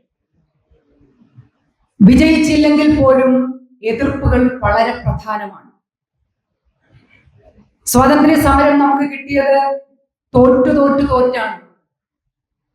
എല്ലാ സമരങ്ങളും തോറ്റ് അവസാനം ബ്രിട്ടീഷുകാർക്ക് നിക്കക്കള്ളി ഇല്ലാതെ വന്നപ്പോൾ അവരുടെ ഗതികേട് കൊണ്ടാണ് അവര് വിട്ടുപോയത് എന്ന് വേണം നമുക്ക് കരുതാൻ. കാരണം അവരത്രയും ശക്തരായിരുന്നു. രണ്ടാം ലോക മഹായുദ്ധത്തിന് ശേഷം അവരുടെ സമ്പത്ത് ക്ഷയിച്ച് അവർക്ക് കുറച്ച് പ്രശ്നങ്ങൾ മറ്റിടങ്ങളിൽ നിന്ന് നേരിട്ടതിന്റെയും കൂടി പശ്ചാത്തലത്തിൽ ഇനിയും ഇവിടെ പിടിച്ചു നിന്നാൽ തടി കേടാകും എന്ന് തോന്നിയിട്ട് അവർ വിട്ടുപോകാൻ തയ്യാറായതാണ്. അപ്പോൾ തോൽക്കുന്നത് ഒരു കുറവല്ല. തോറ്റുകൊണ്ടേയിരിക്കുമ്പോഴും എഴുന്നേറ്റ് നിന്ന് മിണ്ടുന്നിടത്താണ് ഒരു ജനതയുടെ ഔന്നത്യവും ഐഡന്റിറ്റിയും അഡ്രസ്സും അസ്തിത്വവും വ്യക്തിത്വവും ഒക്കെ ഉണ്ടാകുന്നത്. ഇവിടെ നമ്മൾ എഡിറ്റിംഗ് വളരെ നിഷ്പക്ഷമായി കണ്ടുകൊണ്ടിരിക്കുകയാണ്. നിഷ്പക്ഷതയാണ്. കാരണം എന്തുകൊണ്ടാണ്? സത്യത്തെ എഡിറ്റ് ചെയ്യുന്ന സമ്പ്രദായത്തിനകത്ത് ഏറ്റവും ആദ്യം സംഭവിക്കുന്നത് സമുദായ ധ്രുവീകരണമാണ്. സമുദായങ്ങളെ തമ്മിൽ ധ്രുവീകരിച്ച് അവർക്കിടയിൽ ആശയ സംഘർഷവും ഇമോഷണൽ സംഘർഷവും ഉണ്ടാക്കിക്കൊണ്ട് എങ്ങനെ മുന്നോട്ട് പോകാം എന്നുള്ളതാണ് ഭരണകൂടം ശ്രമിച്ചുകൊണ്ടിരിക്കുന്നത്. അപ്പൊ ഈ ധ്രുവീകരണത്തിൽ നമ്മൾ ഓരോരുത്തരും ധ്രുവീകരിക്കപ്പെടുകയാണ്. പാർട്ടിപരമായി ധ്രുവീകരിക്കപ്പെടുന്നു, മതപരമായി ധ്രുവീകരിക്കപ്പെടുന്നു, ജാതിപരമായി ധ്രുവീകരിക്കുന്നു, ഉപജാതിപരമായി ധ്രുവീകരിക്കുന്നു, പിന്നെ പഞ്ചായത്ത് പരമായി, മുനിസിപ്പാലിറ്റി പരമായി, സ്റ്റേറ്റ് പരമായി, എന്തിനേറെ പള്ളിക്കൂടത്തിലെ അലൂമിനി ഗ്രൂപ്പ് വരെയായി നമ്മൾ ധ്രുവീകരിച്ചുകൊണ്ടിരിക്കുകയാണ്. ഇവിടെ ഒന്നും മനുഷ്യനെ കാണാൻ പറ്റില്ല. ഇപ്പൊ ഗൾഫിൽ പോയി കഴിഞ്ഞാൽ കേരളത്തിലെ കുറെ ഗ്രാമങ്ങളുടെ പേരിൽ അവിടെ എന്താണ് കൂട്ടായ്മകളുണ്ട്. ഇവിടെ കേരളത്തിലേക്ക് വന്നാൽ നിരവധി അത്തരം നാടിന്റെ പേരിലും അല്ലാതെയും ഒക്കെ കൂട്ടായ്മകളുണ്ട്. പക്ഷെ ഈ കൂട്ടായ്മകളൊക്കെ എവിടെയാണ്? ഈ കൂട്ടായ്മകളൊക്കെ എപ്പോഴാണ് ഇനി ശബ്ദിക്കുക? സാംസ്കാരിക പ്രവർത്തനം എന്ന് പറയുന്നത് നമ്മളെ സംബന്ധിച്ച് ഇപ്പോൾ ഒരു ഫാഷനാണ്. അതിൽ നിന്ന് വിരുദ്ധമായ ഒരു കാഴ്ച ഇവിടെ നിന്ന് കാണാൻ പറ്റിയത് കൊണ്ടാണ് ഒരു വലിയ സന്തോഷം. കാരണം ആരോ പറഞ്ഞിട്ട് എന്തിന്റെയോ പേരിൽ സംഘടിക്കുകയും നിർമ്മമതയോടെ പിരിഞ്ഞു പോവുകയും ചെയ്യുന്ന ഒരു കാഴ്ചയാണ് ഇന്ന് കേരളത്തിന്റെ സാംസ്കാരിക അന്തരീക്ഷത്തിൽ കാണുന്നത്. ആരോ പറഞ്ഞു, അല്ലെങ്കിൽ ഏതോ സംഘടന, നമ്മളൊക്കെ ഭാഗമായ ഒരു സംഘടന വിളിച്ചു. സംഘടന വിളിക്കുമ്പോൾ നമ്മളൊക്കെ അറിയുന്ന ആളുകളൊക്കെയാണ് വിളിക്കുന്നത്. അപ്പോ അവിടേക്കൊന്ന് തല കാണിക്കുക, പോകുക, ഒരു ആളനക്കം കഴിഞ്ഞ് തിരിച്ചു പോവുക. ഇതിനപ്പുറത്തേക്ക് ഒരു സാംസ്കാരികമായും രാഷ്ട്രീയമായുമുള്ള ഉത്തരവാദിത്തം അതിന്ന് ബഹുഭൂരിപക്ഷം ആളുകൾക്കും നഷ്ടമായിരിക്കുന്നു. അത് തന്നെയാണ് നമ്മുടെ നാട് നേരിടുന്ന, നമ്മുടെ ക്യാമ്പസ് നേരിടുന്ന, നമ്മുടെ കുട്ടികൾ നേരിടുന്ന ഏറ്റവും വലിയ വിഷയം. ഈ സെൽഫ് സെൻസറിങ് നടത്തി നമ്മളെല്ലാം ഒറ്റപ്പെട്ട തുരുത്തിലേക്ക് ഒളിച്ച് ഒരുതരം ഓട്ടോ ഇമ്മ്യൂൺ ഡിസീസ് ബാധിച്ചവരെ പോലെയാണ്. നമ്മളും അങ്ങനെ മാറി, നമ്മുടെ നാടും അങ്ങനെ മാറി. ഓട്ടോ ഇമ്മ്യൂൺ ഡിസീസിന്റെ സ്വഭാവ സവിശേഷത നിങ്ങൾക്ക് അറിയാമെന്ന് തോന്നുന്നു. നമ്മുടെ ശരീരവും നമ്മുടെ അവയവങ്ങളും നമ്മുടെ രക്തചംക്രമണ പ്രക്രിയയും ഒക്കെ നമുക്കെതിരായി തന്നെ പ്രവർത്തിക്കുന്ന അവസ്ഥയാണ് ഓട്ടോ ഇമ്മ്യൂൺ ഡിസീസ്. കാരണം നമ്മൾ തന്നെ നമുക്ക് ശത്രുവായി നിൽക്കുക. ആ രോഗത്തിന് മരുന്നില്ല. ഇതുവരെയും ആരോഗ്യ മേഖലയ്ക്ക് ആ രോഗത്തിന് മരുന്ന് കണ്ടുപിടിക്കാൻ പറ്റിയിട്ടില്ല. അത് പലതരത്തിലാണ് ആ രോഗം ബാധിക്കുന്ന ആളുകൾ സർവൈവ് ചെയ്തുകൊണ്ടിരിക്കുന്നത്. അതേപോലത്തെ ഒരു അവസ്ഥയാണ് നമ്മുടെ നാടും നമ്മൾ ഓരോരുത്തരും നേരിടുന്നത്. നമ്മൾ നമ്മളോട് തന്നെയാണ് ഫൈറ്റ് ചെയ്യുന്നത്. കാരണം ചെറിയ ചെറിയ ഗ്രൂപ്പുകളായി തിരിഞ്ഞിട്ട് പലതിന്റെയും പേരിലാണ്. ജാതി മതമൊക്കെ വലിയ ക്യാൻവാസാണ്. കൊച്ചു കൊച്ചു കാഴ്ചപ്പാടുകളുടെ പേരിൽ വലിയ വിപത്ത് നമ്മുടെ പടിവാതിക്കലെത്തി നിൽക്കുമ്പോഴും, നമ്മുടെ കഴുത്തിൽ എഡിറ്റിംഗ് കത്രിക ഇരിക്കുമ്പോഴും, നമ്മൾ അപ്പുറത്ത് നിൽക്കുന്ന ചെറിയ മനുഷ്യരോട് കൊച്ചു കൊച്ചു കുന്നായ്മകളുടെ പേരിലുള്ള തർക്കത്തിലും കുതർക്കത്തിലും ഏർപ്പെട്ടുകൊണ്ട് നിൽക്കുക. അവിടെയാണ് ഈ സാമുദായിക ധ്രുവീകരണം ഏറ്റവും ഇന്ത്യയിൽ ചെലവാകുന്ന വസ്തുവാണ് എന്ന് ബ്രിട്ടീഷുകാർ മനസ്സിലാക്കിയ സംഗതിയായിരുന്നു. ബ്രിട്ടീഷുകാർ അങ്ങനെയാണ് 300 കൊല്ലം ഇവിടെ നമ്മളെ പട്ടിയെ പോലെ അടിമകളായി മാടിനെ പോലെ പണിയെടുപ്പിച്ച് നമ്മുടെ മുഴുവൻ സമ്പത്തും അവരുടെ നാട്ടിലേക്ക് കടത്തിയത്. കാരണം നമ്മുടെ ഈ മനോഭാവം അതിപ്പോഴും തുടരുകയാണ്. ബുദ്ധിയുള്ള, അധികാരത്തിൽ പുതിയ തന്ത്രം പ്രയോഗിക്കുന്ന ഏതൊരാൾക്കും വന്നാലും, ഏത് ഭരണകൂടാവസ്ഥ വന്നാലും ഇന്ത്യയിലെ മനുഷ്യന്മാരെ ജാതിപരമായും മതപരമായും ഉപയോഗിക്കാം എന്നുള്ളത് എന്തൊരു വലിയ ഗതികേടാണ് നമ്മളുടെ. കേരളം പോലെയുള്ള ഒരു നാട്ടിൽ പോലും വിദ്യാഭ്യാസപരമായി ഏറ്റവും ഉന്നത ശീർഷകരായ മനുഷ്യർ ഉണ്ടെന്ന് നമ്മൾ അഭിമാനിക്കുകയാണ്. നമ്മൾ 1-ാം നമ്പറാണ്. സ്ത്രീകൾ ഏറ്റവും കൂടുതൽ വിദ്യാഭ്യാസമുള്ളവർ, ഏറ്റവും കൂടുതൽ കുട്ടികൾ സ്കൂളിൽ പോകുന്ന സ്റ്റേറ്റ്, ഏറ്റവും കൂടുതൽ നാഷണൽ ടെസ്റ്റുകൾ ജയിക്കുന്നവർ. ഈ നാട്ടിൽ ഉള്ളത്രയും ജാതി ബോധം, അത് പറയുമ്പോൾ ചിലപ്പോൾ നമ്മളിൽ പലർക്കും ചിലപ്പോൾ വിയോജിപ്പുണ്ടായേക്കാം. നോർത്ത് ഇന്ത്യയിലാണ് ജാതി കൂടുതൽ എന്ന് പറയുന്നത്. നോർത്ത് ഇന്ത്യയിലെ ജാതിയൊക്കെ പരസ്യമാണ്. ഇവിടെയാണ് നമ്മൾ നമ്മുടെ ശത്രുവായി. നോർത്ത് ഇന്ത്യയിൽ നിങ്ങൾക്ക് എന്റെ റോഡിലോട്ട് പോയി കഴിഞ്ഞാൽ ഒരു സവർണൻ ഒരു അവർണനാണോ എന്ന് നമുക്കറിയാം. കാരണം അവരെ ട്രീറ്റ് ചെയ്യുന്ന രീതി, അത് ചായക്കടയിൽ, ബാർബർ ഷോപ്പിൽ, എല്ലായിടത്തും അതിന്റെ പാരാമീറ്റേഴ്സ് ഉണ്ട്. എല്ലായിടത്തും ആ വ്യത്യാസമുണ്ട്. എവിടെ നടന്നാലും അവർ ഒളിച്ചല്ല കിടക്കുന്നത്. അതുകൊണ്ടാണ് നമ്മൾ എപ്പോഴും നോർത്ത് ഇന്ത്യയിലേക്ക് നോക്കി ജാതി ഉദാഹരണങ്ങൾ എടുക്കുന്നത്. എന്താണ് ഇവിടുത്തെ അവസ്ഥ? ഞാൻ ഇന്ത്യയിൽ പല സ്ഥലത്തും സഞ്ചരിച്ചിട്ടുള്ള ആളാണ്. നമുക്ക് പരസ്യമായിട്ടുള്ള ഒന്നിനെ നമുക്ക് നേരിടാനും ഒരുപക്ഷെ അതിനെ തോൽപ്പിക്കാനോ തിരുത്താനോ എളുപ്പമാണ്. പക്ഷെ രഹസ്യമായി ആചരിക്കുകയും സൂക്ഷിക്കുകയും ചെയ്യുന്ന കാര്യങ്ങളെ എങ്ങനെയാണ് നമുക്ക് മാറ്റാൻ പറ്റുക? നമ്മൾ മലയാളികൾ 100 വർഷം കഴിഞ്ഞ് നമ്മുടെ നവോത്ഥാന മൂവ്മെന്റ്, ഇപ്പോ നമ്മുടെ സർക്കാരൊക്കെ വീണ്ടും 2-ാം നവോത്ഥാനം എന്നൊക്കെയുള്ള മുദ്രാവാക്യം മുന്നോട്ട് വെച്ചിരിക്കുന്ന ഒരു കാലത്ത് നമ്മുടെ ഇന്നത്തെ അവസ്ഥ എന്താണ്? ജാതി പറയാത്ത എത്ര പേരുണ്ട് നമ്മുടെ ഇടയിൽ? നമ്മളെ എഡിറ്റ് ചെയ്യാൻ, നമ്മളെ നിയന്ത്രിക്കാൻ, നമ്മളെ ബാൻ ചെയ്യാൻ വേണ്ടി നമ്മൾ നിർമ്മിച്ചു കൊടുക്കുന്ന വഴികളാണ്. നമ്മുടെ കുടുംബത്തൊരു കലഹം ഉണ്ടെന്ന് കണ്ടു കഴിഞ്ഞാൽ അയലത്തുകാരൻ ഒത്തുതീർപ്പ് പറയാൻ വരും, അല്ലെ? അങ്ങനെയല്ലേ? ഭാര്യയും ഭർത്താവും തമ്മിൽ വഴക്കുണ്ടെന്ന് അറിഞ്ഞു കഴിഞ്ഞാൽ ഉടനെ അടുത്ത വീട്ടിലെ ആള് അല്ലെ സുഹൃത്തുക്കള് മണത്ത് അറിഞ്ഞു വന്നിട്ട് ഇടനിലക്കാരായിട്ട് മാറും. വിളിക്കാതെയും കയറി വരും ചിലർ. വിളിക്കാതെ കയറി വരുന്ന ആളുകളാണ് ഭരണകൂടത്തിന്റെ പ്രതിനിധികൾ. അവർ കണ്ണു വെച്ചിട്ടുള്ള മണ്ണാണ് നമ്മുടെ. തക്കം പാർത്തിരിക്കുകയാണ്. 2 സീറ്റുമായി പാർലമെന്റിൽ ഇരുന്ന ആളുകൾ 450ഓളം സീറ്റ് വാങ്ങി പാർലമെന്റിൽ വരുന്ന ഒരു അവസ്ഥ ഉണ്ടായെങ്കിൽ ഈ പറയുന്ന ജാതി വ്യവസ്ഥയ്ക്കുള്ളിൽ നിന്ന് കളിച്ചും പയറ്റിയും തന്ത്രം പ്രയോഗിച്ചും അങ്ങനെ ഒരു സാധ്യത ഈ പറയുന്ന നവ ഫാഷിസ്റ്റുകൾക്ക് സാധ്യമാണെങ്കിൽ കേരളം പോലെയുള്ള ഒരു സ്ഥലത്ത് അടുത്ത 20 കൊല്ലമോ 25 കൊല്ലമോ അവരുടെ ടാർഗറ്റ് എന്താണെന്ന് നമുക്കറിയില്ല. അവർ എഡിറ്റേഴ്സ് ആണ്, അവർക്ക് എപ്പോ വേണമെങ്കിലും എഡിറ്റ് ചെയ്യാം. അവർക്കെതിരെ ചിന്തിക്കുന്നവരുടെ, അവരുടെ ആശയങ്ങൾക്കെതിരെ ചിന്തിക്കുന്നവരെ എഡിറ്റ് ചെയ്യുക എന്നുള്ളതാണ് അവരുടെ അജണ്ട. മറ്റൊരു അജണ്ടയും അവർക്കില്ല. നമ്മൾ ഈ പറയുന്നത് പോലെ യാതൊരുവിധ പൊളിറ്റിക്കൽ ദുർഗ്രഹമായിട്ടുള്ള വിശദീകരിച്ച് രാവിലെ തൊട്ട് വൈകോളം ഇരിക്കേണ്ട ഒരു രാഷ്ട്രീയ അജണ്ടയും അവർക്കില്ല. നമ്മളൊക്കെ ആണെങ്കിൽ എത്ര മണിക്കൂർ എടുത്താണ് ഐഡിയോളജി ഡിസ്കസ് ചെയ്യുന്നത് അല്ലേ? ആശയ സമ്മേളനത്തിന് നമുക്ക് എത്ര സമയമാണ് വേണ്ടത്? മനസ്സിലാകാത്തവരെ പിന്നെ മനസ്സിലാക്കി കൊടുക്കുക. പക്ഷെ അവർക്കിതൊന്നുമില്ല. അവർക്ക് 10 പ്രാവശ്യം ഹരേ രാമ ഹരേ രാമ ഹരേ രാമ ഹരേ കൃഷ്ണ. ഒരു വിഭാഗം ജനം അങ്ങോട്ട് കൂടി, ഇപ്പുറത്ത് ശിവതാണ്ഡവമാടി, കുറച്ചാളുകൾ അങ്ങോട്ട് പോയി, അപ്പുറത്ത് മറ്റൊരു ക്ഷേത്രം, അവിടെ ഒരു ക്ഷേത്രം, അവിടെ ഒരു ക്ഷേത്രം. ദൈവത്തിന്റെ പേര് ഉപയോഗിച്ചുകൊണ്ട് ലോകത്ത് ഇത്രയും അപമാനകരമായ ഒരവസ്ഥ. ദൈവങ്ങളുടെ പേര് പറഞ്ഞുകൊണ്ട് ഒരു രാജ്യത്തെ ജനതയുടെ വോട്ട് വാങ്ങാൻ പറ്റുമെന്നുണ്ടെങ്കിൽ ആ രാജ്യത്തൊരു യുക്തിഭദ്രമായ തോട്ട് പ്രോസസ്സുള്ള ഏതെങ്കിലും മനുഷ്യരുണ്ടെന്ന് പുറത്ത് ആരെങ്കിലും വിചാരിക്കും? ദൈവത്തിന്റെ പേരല്ലാതെ ഇവർ വേറെന്താണ് പറയുന്നത്? രാമന്റെ പേര് പറഞ്ഞ് ഒരു പള്ളി പൊളിച്ചു, അവിടെ അമ്പലം പണിഞ്ഞു. ഇതൊക്കെ വളരെ സ്മൂത്ത് ആയിട്ട് നടക്കുകയാണ്.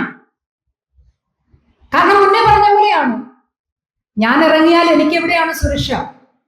പണ്ടൊക്കെ ജയിലിൽ പോകുക എന്ന് പറയുന്നത് വലിയ അഭിമാനകരമായ ഒരു പ്രവൃത്തിയായിരുന്നു.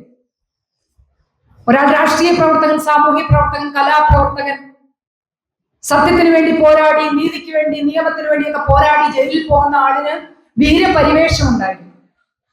ഇന്ന് ജയിലിൽ പോകുക എന്ന് പറഞ്ഞാൽ കൂടെ നിൽക്കാനോ തിരിഞ്ഞു നോക്കാനോ ആരും ഉണ്ടാവില്ല എന്ന ഭയമാണ് മനുഷ്യർക്ക്. കാരണം കൂടെ നിന്നിട്ടും കാര്യമില്ല എന്നുള്ളതാണ്. എത്രയോ വർഷമായി എത്ര മനുഷ്യാവകാശ പ്രവർത്തകരാണ് ജയിലിൽ കിടക്കുന്നത്? എത്ര പേരാണ്? ഒരു സ്ട്രോ ചോദിച്ച സ്റ്റാൻ സ്വാമി, കേവലം ഒരു സ്ട്രോ, പാർക്കിൻസൺസ് ഡിസീസ് ഉള്ള 87 വയസ്സുണ്ടായിരുന്ന പാതിരി, മനുഷ്യാവകാശ പ്രവർത്തനായ ക്രിസ്ത്യൻ പാതിരി, രോഗം ബാധിച്ച ഒരു മനുഷ്യൻ ജയിലിൽ ഒരു സ്ട്രോ ചോദിച്ചു. ഒരു സ്ട്രോ, നിങ്ങൾ ആലോചിക്കണം. അതാണ് നമ്മുടെ സിമ്പൽ, എഡിറ്റിങ്ങിന്റെ സിമ്പലാണ് ഒരു സ്ട്രോ. സ്ട്രോ കൊടുത്താൽ അവൻ വെള്ളം കുടിക്കും, സ്ട്രോ നിഷേധിച്ച് അവൻ വെള്ളം കുടിക്കില്ല. സ്വാഭാവികമായ എഡിറ്റിംഗ് ആണ്. യുനോ, ആരും ഒന്നും ചെയ്തിട്ടില്ല, സ്വാഭാവിക എഡിറ്റിംഗ്. എത്ര ക്രൂരമാണ്! ജനാധിപത്യ വിരുദ്ധം എന്നൊക്കെ പറയുന്ന വാക്കൊന്നും നമ്മൾ പറയാൻ പാടില്ല. കാരണം ജനാധിപത്യം ഇല്ലാത്തിടത്ത് എന്ത് ജനാധിപത്യ വിരുദ്ധം?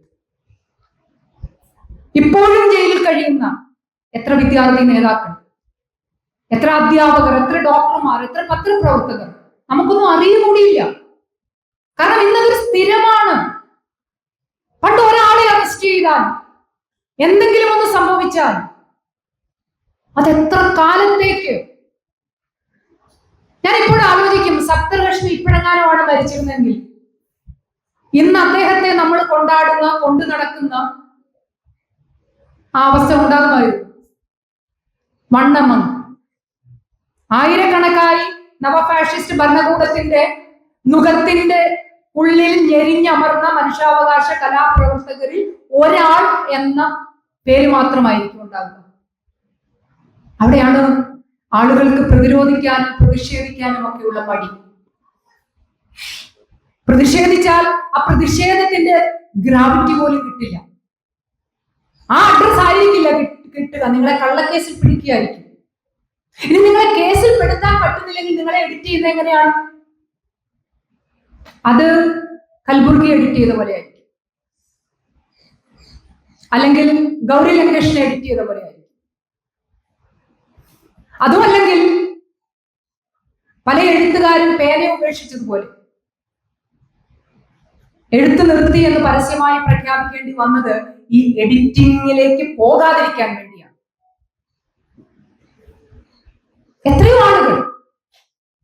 എത്രയോ ആളുകൾ ഈ പറയുന്ന ഭരണകൂട എഡിറ്റിംഗ് ഭയന്നിട്ട് വായടച്ച് നിശബ്ദമായി പണി ഉപേക്ഷിച്ച് നമുക്കിടയിൽ ജീവിക്കുന്നു. ഒന്നുകിൽ നിങ്ങൾ എഡിറ്റിങ്ങിനൊപ്പം ചേരുക, അല്ലെങ്കിൽ നിശബ്ദരായിരിക്കുക. രണ്ട് ഓപ്ഷനേ ഉള്ളൂ.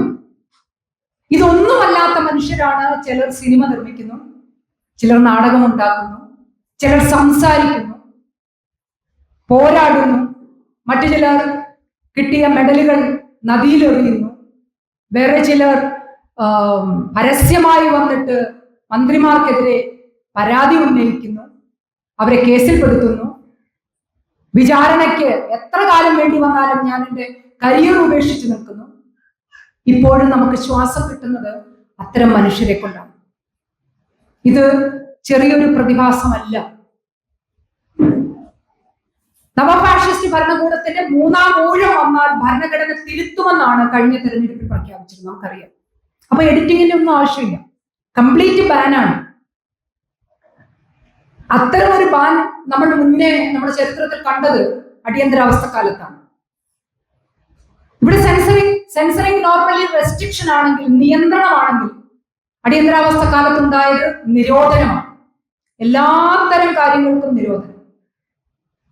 അങ്ങനെ ഒരു അവസ്ഥയിലേക്ക്, അടിയന്തരാവസ്ഥ എന്ന പേരൊന്നും ഇടില്ല, ഏകാധിപത്യ ഭരണകൂടം എന്ന വിവക്ഷ നിർമ്മിച്ച് അത് ദ്യോതിപ്പിച്ച് അത് ആളുകളെ കൺവിൻസ് ചെയ്യിപ്പിച്ചു കഴിഞ്ഞാൽ പിന്നെ മറ്റൊന്നും പറയേണ്ടതില്ല. ഇപ്പൊ തന്നെ എല്ലാവരും സെൽഫ് എഡിറ്റിംഗിലാണ്, സെൽഫ് സെൻസറിങ്ങിലാണ്. പിന്നെ അടുത്ത ഒരു സ്റ്റെപ്പിലേക്ക് ഈ ഒരു 10 വർഷം നമ്മളെയൊക്കെ പരുമപ്പെടുത്തി എടുക്കുകയായിരുന്നു. നമ്മൾ പരുമപ്പെട്ടു. ഇപ്പോ എങ്ങനെ നിശബ്ദരാകണം, എവിടെ സംസാരിക്കണം, എന്തിനോട് പ്രതികരിക്കണം, ഏത് വാർത്ത കേൾക്കണം, ഏത് വാർത്ത കേൾക്കണ്ട,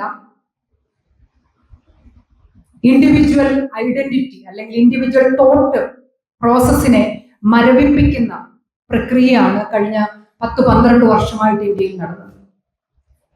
ഒട്ടേറെ കാര്യങ്ങളുണ്ട് ഇതുമായി ബന്ധപ്പെട്ട്. കാണേണ്ട കാര്യങ്ങൾ കാണിക്കാതിരിക്കുമ്പോൾ ഭരണകൂടത്തിന് കിട്ടുന്ന ഏറ്റവും വലിയൊരു സുഖം അവരുടെ രാഷ്ട്രീയ അജണ്ട വിജയിക്കുന്നു എന്നുള്ളതാണ്. അത് അത് അത് പറ്റിയില്ല എന്ന് കണ്ടിടത്താണ് ഗുജറാത്ത് റയറ്റിന്റെ സീനുള്ള സിനിമയ്ക്കെതിരെ അവർക്ക് പ്രതികരിക്കേണ്ടി വന്നു. കാരണം ഒരു പ്രവൃത്തി കഴിഞ്ഞ് കുറച്ചുനാൾ കഴിഞ്ഞ് ആ പ്രവൃത്തി അവർ തന്നെ കാണുമ്പോൾ അവർക്കുണ്ടാകുന്ന ചില പ്രശ്നങ്ങളുണ്ടല്ലോ. വോട്ടാണ് എല്ലാവർക്കും പ്രധാനം. അത് ജനങ്ങൾ അറിയുക എന്നുള്ളതാണ് ഈ കാലഘട്ടത്തിലെ ഏറ്റവും വലിയ പ്രശ്നം. നമ്മുടെ ക്യാമ്പസുകളിലേക്ക് എങ്ങനെ ഊർജം എത്തിക്കാം, നമ്മുടെ ചെറുപ്പക്കാരെ കൊണ്ട് എങ്ങനെ ഈ പറയുന്ന ഒരു ഫാക്ട് എഡിറ്റിംഗ് അല്ലെങ്കിൽ സത്യത്തെ എഡിറ്റ് ചെയ്യുന്ന അവസ്ഥ തിരിച്ചറിയാൻ അവരെ എങ്ങനെ പ്രാപ്തരാക്കാൻ പറ്റും. ഒരുപക്ഷെ എനിക്ക് തോന്നുന്നു നമ്മുടെ ഏറ്റവും വലിയൊരു ഉത്തരവാദിത്വവും നമ്മൾ ചിന്തിക്കേണ്ടതും ഈ കാലഘട്ടത്തിൽ അങ്ങനെ ഒന്നാണ്. എഡിറ്റിംഗ് തുടർന്നുകൊണ്ടേയിരിക്കും. അത് എങ്ങനെയാണ് സംഭവിക്കുന്നതെന്ന് നമുക്ക് അറിയാനെങ്കിലും കഴിയുന്ന തരത്തിലേക്ക് നമ്മളെ ശാക്തീകരിക്കുക എന്നുള്ളത്. ശത്രു നമ്മളുടെ അടുത്തേക്ക് വരുമ്പോൾ പല രൂപത്തിലാണ് വരുന്നത്, പല രീതിയിലാണ്. അത് ഏത് രൂപത്തിലും ഏത് ഭാവത്തിലും ഏത് പരിവേഷത്തിലുമാണ് വരുന്നത് എന്ന് അറിയാനുള്ള പാഠവമെങ്കിലും അതിനുള്ള സെൻസിബിലിറ്റി എങ്കിലും നമുക്ക് ഉണ്ടാക്കിയെടുക്കേണ്ടത് ഈ കാലഘട്ടത്തിൽ സർവൈവ് ചെയ്യുവാൻ അനിവാര്യമാണ്. ചിലർ പറയുന്നുണ്ട് ഞങ്ങൾക്കൊന്നും ഒരു കുഴപ്പമില്ല, ഇപ്പൊ എന്താ പ്രശ്നം, ദൈവത്തിന്റെ കാര്യം പറഞ്ഞാൽ എന്താ പ്രശ്നം, അപ്പലക്കാരിയല്ലേ പറയുന്നത്, നല്ല കാര്യമല്ലേ, പിന്നെ നല്ല നല്ല ശീലങ്ങളെ പറ്റിയല്ലേ പറയുന്നത്, നല്ല കാര്യമല്ലേ. ശരിയാണ്, ഒക്കെ അങ്ങനെയാണ്, ഉപദേശത്തിലൂടെയാണ് വരിക.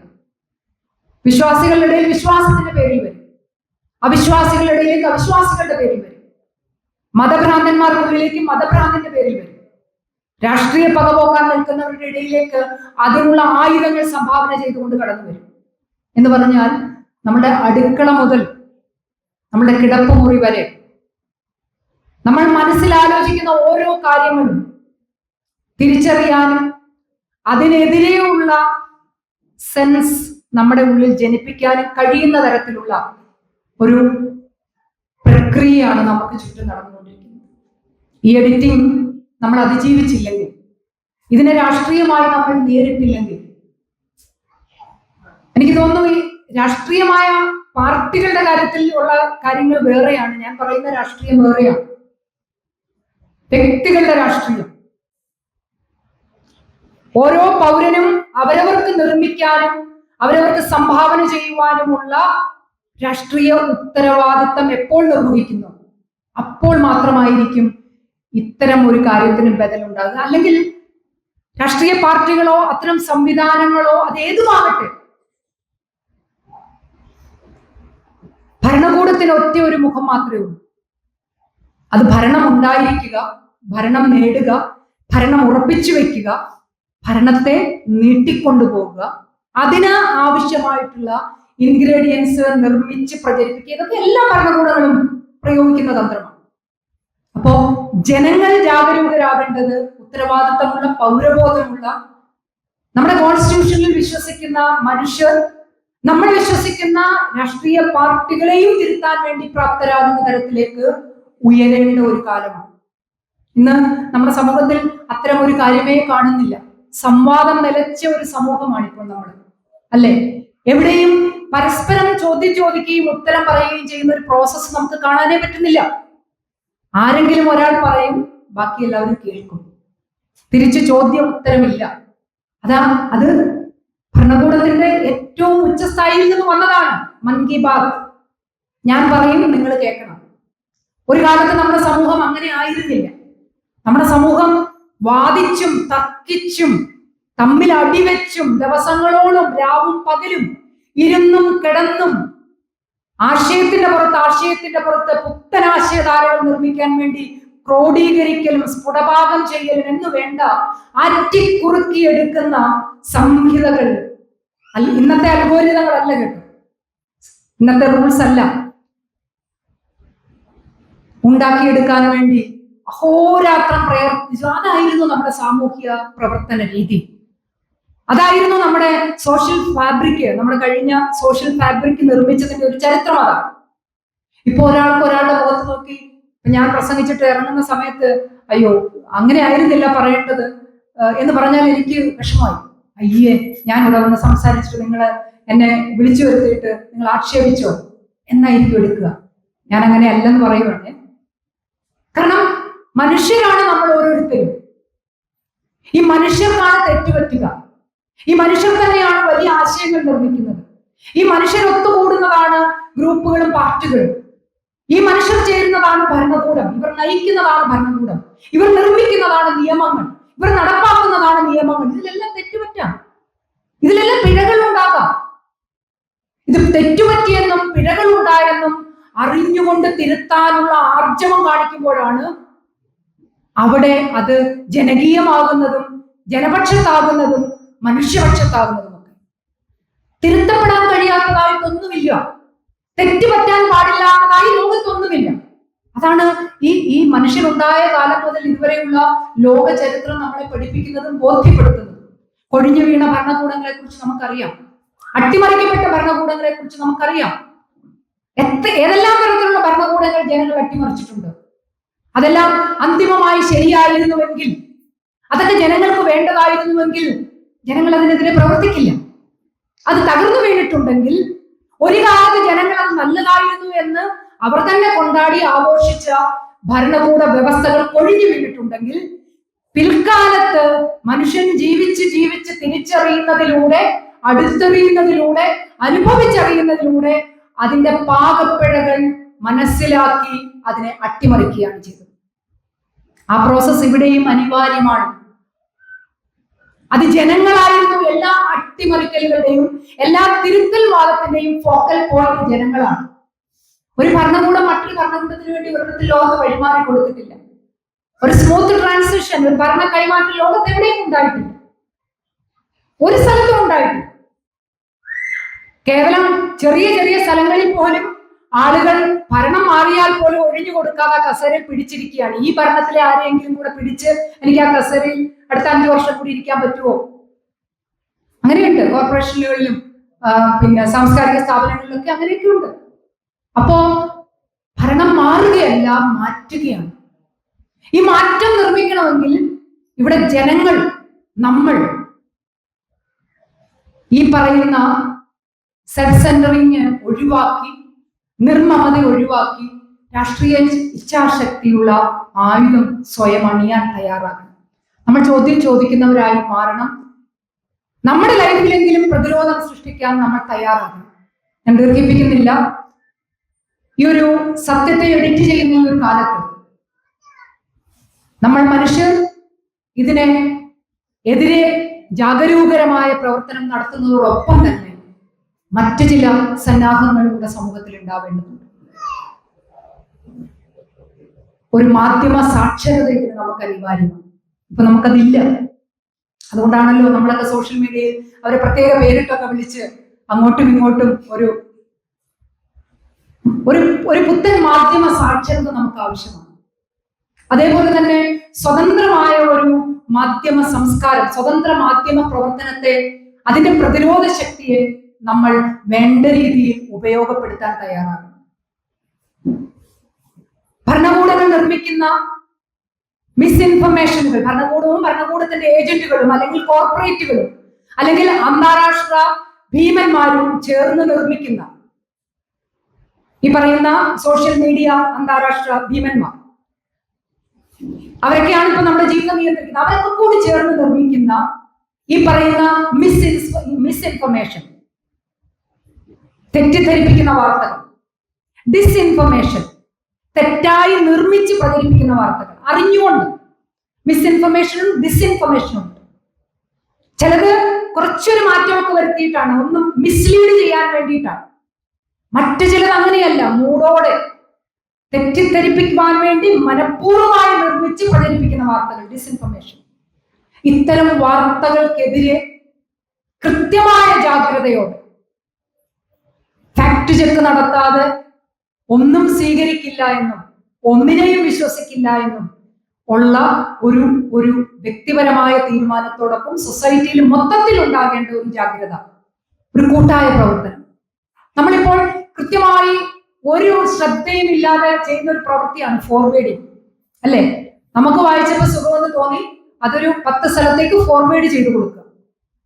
ഈ ഫോർവേഡ് ചെയ്യുന്ന കൂട്ടത്തിൽ ഞാൻ മുമ്പേ സിനിമയുടെ പീസിനെ പറ്റി പറഞ്ഞ പോലെ എത്ര കാര്യങ്ങൾ നമ്മുടെ ജീവിതത്തെ ബാധിക്കുന്ന, നമ്മുടെ കുട്ടികളുടെ ജീവിതത്തെ ബാധിക്കുന്ന, നമ്മുടെ നാടിന്റെ നിലനിൽപ്പിനെ ബാധിക്കുന്ന, നമ്മുടെ നാട്ടിലെ സോഷ്യൽ ഫാബ്രിക്കിനെ, മതേതര ഫാബ്രിക്കിനെ, സഹോദര്യത്തെ ഒക്കെ ബാധിക്കുന്ന എത്രയോ വാർത്തകൾ നമ്മൾ അറിയാതെ ഓരോരുത്തരും ദിവസേന ഇങ്ങനെ ഫോർവേഡ് ചെയ്യാറുണ്ട്. അല്ലെങ്കിൽ വായിച്ചിട്ട് 10 പേരോട് അത് സത്യമാണെന്ന് വിചാരിച്ച് ചർച്ചയിൽ ഏർപ്പെടാറുണ്ട്. ഒട്ടേറെ കാര്യങ്ങളുണ്ട്. ഇതിലെ ഒരു ദിവസം കൊണ്ടോ 4 ദിവസം കൊണ്ടോ തീരുന്ന ഒരു വിഷയമല്ല. വളരെ ജാഗ്രതയോടെ നമുക്ക് മുകളിൽ കുറച്ച് ആളുകൾ, കുറച്ച് ഉപകരണങ്ങൾ, കുറച്ച് സംവിധാനങ്ങൾ ചേർന്ന് നിർമ്മിച്ചിട്ടുള്ള ഒരു പദ്ധതിക്കെതിരെയാണ് നമ്മുടെ പോരാട്ടം. ഇത് ചെറിയൊരു പോരാട്ടമല്ല. മനുഷ്യരും തമ്മിൽ നേരിട്ട് നിന്നുള്ള പോരാട്ടമാണെങ്കിൽ നമുക്ക് എളുപ്പമാണ്. ഇപ്പം ഞാനൊക്കെ സ്കൂളിൽ പഠിക്കുന്ന ഒരു സമയത്ത് ദീപ മേത്തയുടെ ഫയർ എന്ന് പറയുന്ന സിനിമയ്ക്കെതിരെ വലിയ പ്രതിഷേധം ഉണ്ടായി. അന്നും ഇതേപോലെയുള്ള ഹിന്ദുത്വ ഫോഴ്സുകളാണ്. അന്ന് അവർ ചെറിയ പോക്കറ്റുകളിൽ മാത്രമേ ഉള്ളൂ, ഇതേപോലെ ഭരിക്കുന്ന ആളുകളല്ല. ആ ഫയർ എന്ന് പറയുന്ന സിനിമയ്ക്കെതിരെ ബോംബെയിൽ അവരൊരു തിയേറ്റർ കത്തിച്ചു. ഗുജറാത്തിലെ ഒരു തിയേറ്ററിന് മുമ്പിൽ വലിയ കലാപം ഉണ്ടായി. അത് ഒരു പത്രവാർത്തകളിലൂടെ വന്നു. നമ്മുടെ കേരളത്തിലൊക്കെ വലിയ പ്രതിഷേധം ഉണ്ടായിരുന്നു. വൈകുന്നേരം ടയറൊക്കെ കത്തിച്ചുള്ള പ്രതിഷേധമൊക്കെ ഉണ്ടായിരുന്നു, ഐക്യദാർഢ്യം പ്രഖ്യാപിച്ചുകൊണ്ട്. അത് അവിടെ തീർന്നു. പിറ്റേ ദിവസത്തെ വാർത്തയിൽ ഒരു വാർത്ത വന്നു. അത് കഴിഞ്ഞ് ഏതെങ്കിലും ഹിന്ദുവിന്റെ ഒക്കെ സൺഡേ സപ്ലിമെന്റിൽ അത് സംബന്ധിച്ച് അതിന്റെ സംവിധായകരും ആക്ടേഴ്സ് ശബാന ആസ്മി, നന്ദിത ദാസ് ഒക്കെ അഭിനയിച്ച സിനിമയാണ്.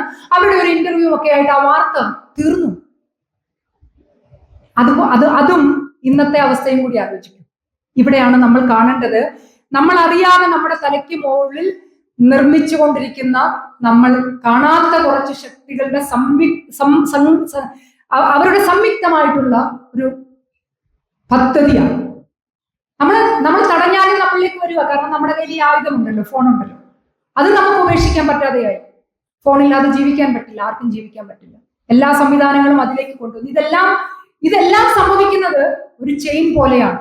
ഇതിനെ കൂട്ടിച്ചേർത്ത് വായിച്ചാൽ നമുക്ക് മനസ്സിലാകും നമ്മളെ നിരായുധരാക്കാൻ വേണ്ടി, നിരാശ്രയരാക്കാൻ വേണ്ടി ഒന്നൊന്നായി പൗരന്റെ എല്ലാ അവകാശങ്ങളെയും വിച്ഛേദിച്ചുകൊണ്ട്, ഇലക്ട്രിസിറ്റി വിച്ഛേദിക്കുന്ന പോലെയാണ്.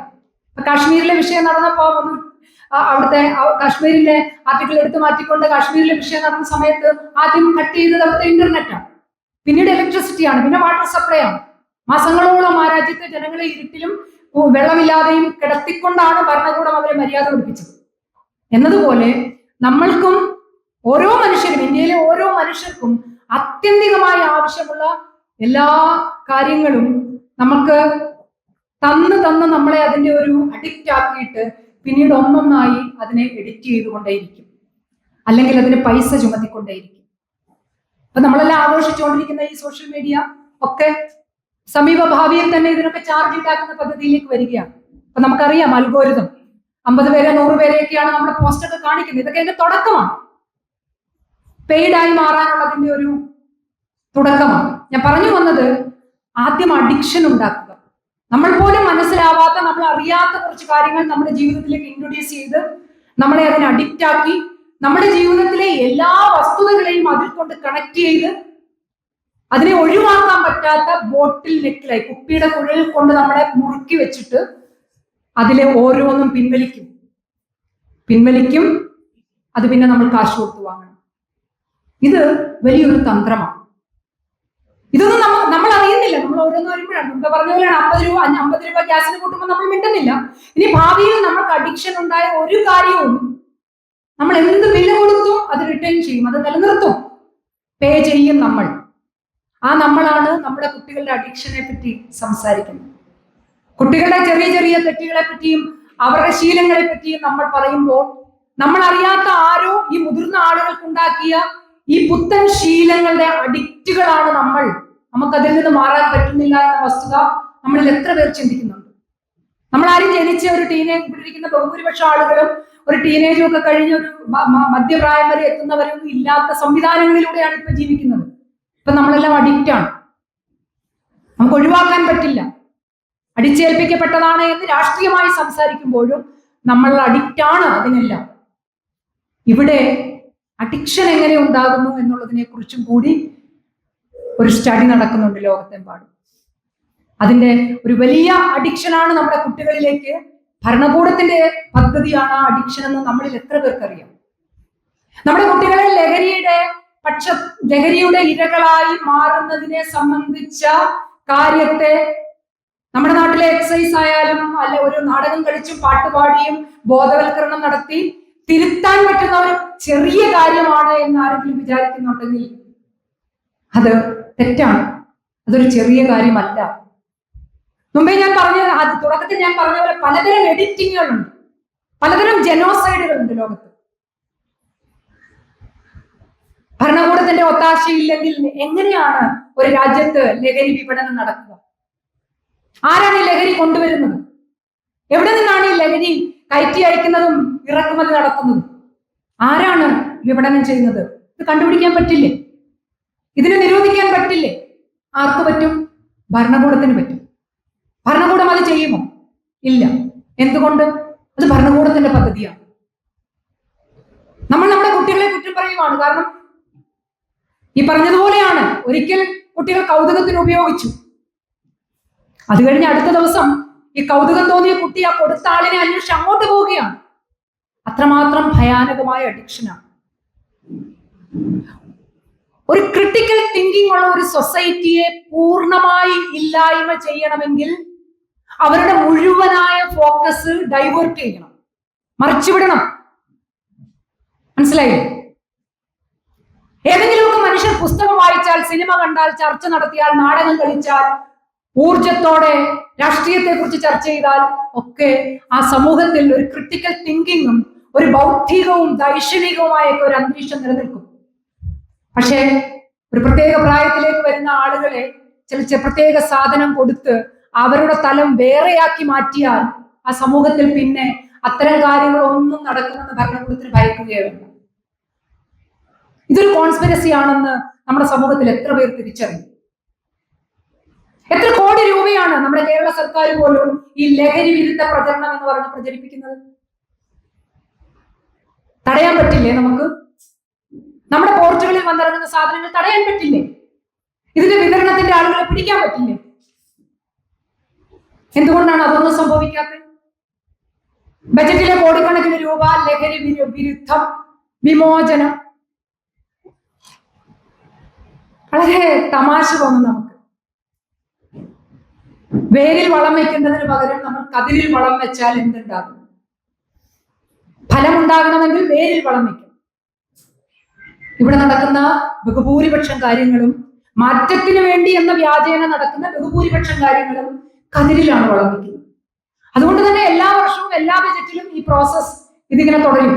ലഹരി വിമുക്തം, ലഹരി വിമോചനം, അത് പേരിന് വേണ്ടിയിട്ടുള്ള ഈ ഒരു പരിപാടികൾ ഇങ്ങനെ നടന്നുകൊണ്ടേയിരിക്കും. അപ്പുറത്തൂടെ ഈ വൻകിട മാഫിയ, അന്തർദേശീയ മാഫിയ നമ്മുടെ നാട്ടിലേക്ക്, നമ്മുടെ വീടുകളിലേക്ക്, നമ്മുടെ സ്കൂളിന്റെ മുറ്റത്തേക്ക്, ക്ലാസ് റൂമുകളിലേക്ക് ഒക്കെ പടർന്ന് പന്തലിച്ചുകൊണ്ടിരിക്കും. അത്തരം ധാരാളം കാര്യങ്ങൾ നമ്മളൊക്കെ വളരെ നിസ്സാരം ലഹരി വിരുദ്ധം അല്ലെങ്കിൽ MDMA, മാഫിയ, ഗുണ്ട, അത്രയും പറഞ്ഞ് അവസാനിപ്പിക്കുകയാണ് നമ്മുടെ ചർച്ച. നമ്മുടെ ലോജിക്കൽ തിങ്കിങ് ഇത് എവിടെ നിന്ന് വരുന്നു? ഇതിന്റെ ഉറവിടത്തിൽ തടയാൻ പറ്റില്ലേ? ഇത് നിർമ്മിക്കുന്നത് ഏത് രാജ്യത്താണ്? അല്ലെങ്കിൽ ഇന്ത്യയിൽ എവിടെയാണ്? അവിടുത്തെ ഭരണകൂടം ആരാണ് നയിക്കുന്നത്? ഇതൊക്കെ നമ്മളിൽ എത്ര പേർ ചിന്തിക്കുന്നു? നിർമ്മിച്ച് കൃത്യമായി വിപണനം നടത്തുന്ന ഒരു സംഗതിയാണ് ഈ ലഹരി വസ്തുക്കൾ. സിഗരറ്റ് പോലെ, കള്ളു പോലെ കൃത്യമായി നടത്തുകയാണ്.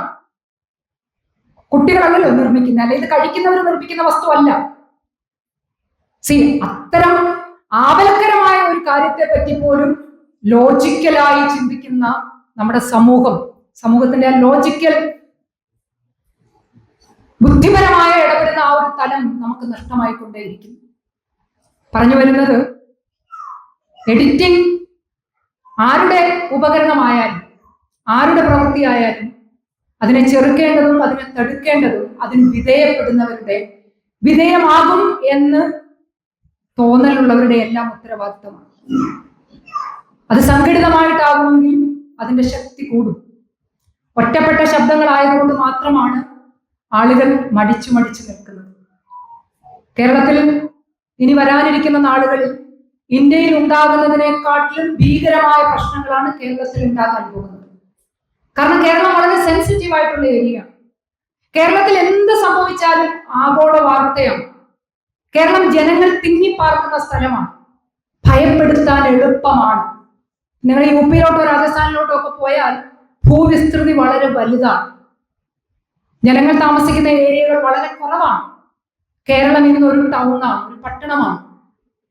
ഈ ടൗണിന്റെ ഒരറ്റത്ത് നിന്ന് ഒരു തിരി കൊളുത്തിയാൽ കേരളം എന്ന് എമ്പുരാൻ സിനിമയിൽ പറയുന്നത് പോലെ തന്നെയാണ്. അതുകൊണ്ട് തന്നെ ഇന്ത്യയിൽ ഏറ്റവും കൂടുതൽ ജാഗ്രതയോടെ ഈ പറയുന്ന എഡിറ്റിംഗ് ആയുധവുമായി ഇരിക്കുന്ന, നമ്മുടെ ജീവിതത്തെയും കാഴ്ചയെയും എഡിറ്റ് ചെയ്യാൻ കാത്തിരിക്കുന്നവർക്കെതിരെ ജാഗ്രത കൊള്ളേണ്ട നാട് കേരളം തന്നെയാണ്.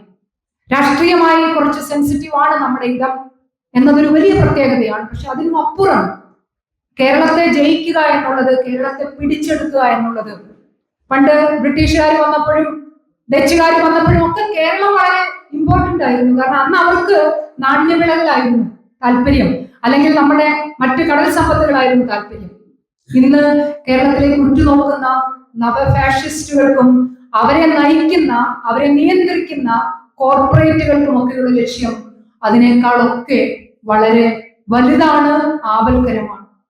അത് നമ്മൾ ചിന്തിക്കുന്നതിനും അപ്പുറത്തേക്കുള്ള വലിയ ആപത്ത് നിർമ്മിക്കുന്നതാണ്. അതുകൊണ്ട് തീർച്ചയായും നമ്മൾ ഓരോരുത്തരും ഇന്നിവിടെ ഇങ്ങനെ ഒരു വിഷയം ചർച്ച ചെയ്യാൻ വേണ്ടി, എന്നെ കേൾക്കാനെന്ന് ഞാൻ പറയുന്നില്ല, ഞാൻ പുതിയതായിട്ടൊന്നും പറഞ്ഞിട്ടില്ല, നമുക്കെല്ലാം അറിയാവുന്ന കാര്യങ്ങളാണ് പറഞ്ഞത്. അത്രയും നമ്മൾ ഒന്നിച്ചിരിക്കാനും ചർച്ച ചെയ്യാനും പരസ്പരം കേൾക്കാൻ, ഇനി ഒരു സംസാരിക്കാനും കൂടി സമയമുണ്ട്. നമ്മൾ ഓരോരുത്തരും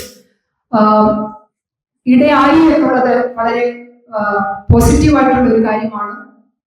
തീർച്ചയായും നമ്മൾ ഓരോരുത്തരും നമ്മുടെ ജീവിതം ജാഗ്രതയുള്ളതാക്കി മാറ്റുക, പാസീവ് ആകാതിരിക്കുക. അതാണ് ഈ കാലഘട്ടത്തിൽ ഏറ്റവും കൂടുതൽ വേണ്ടത്. നമുക്ക് ചുറ്റും, നമ്മുടെ ഉള്ളിൽ നമ്മുടെ ശത്രുവുണ്ട്, നമ്മുടെ പുറത്ത് നമുക്ക് ശത്രുവുണ്ട്.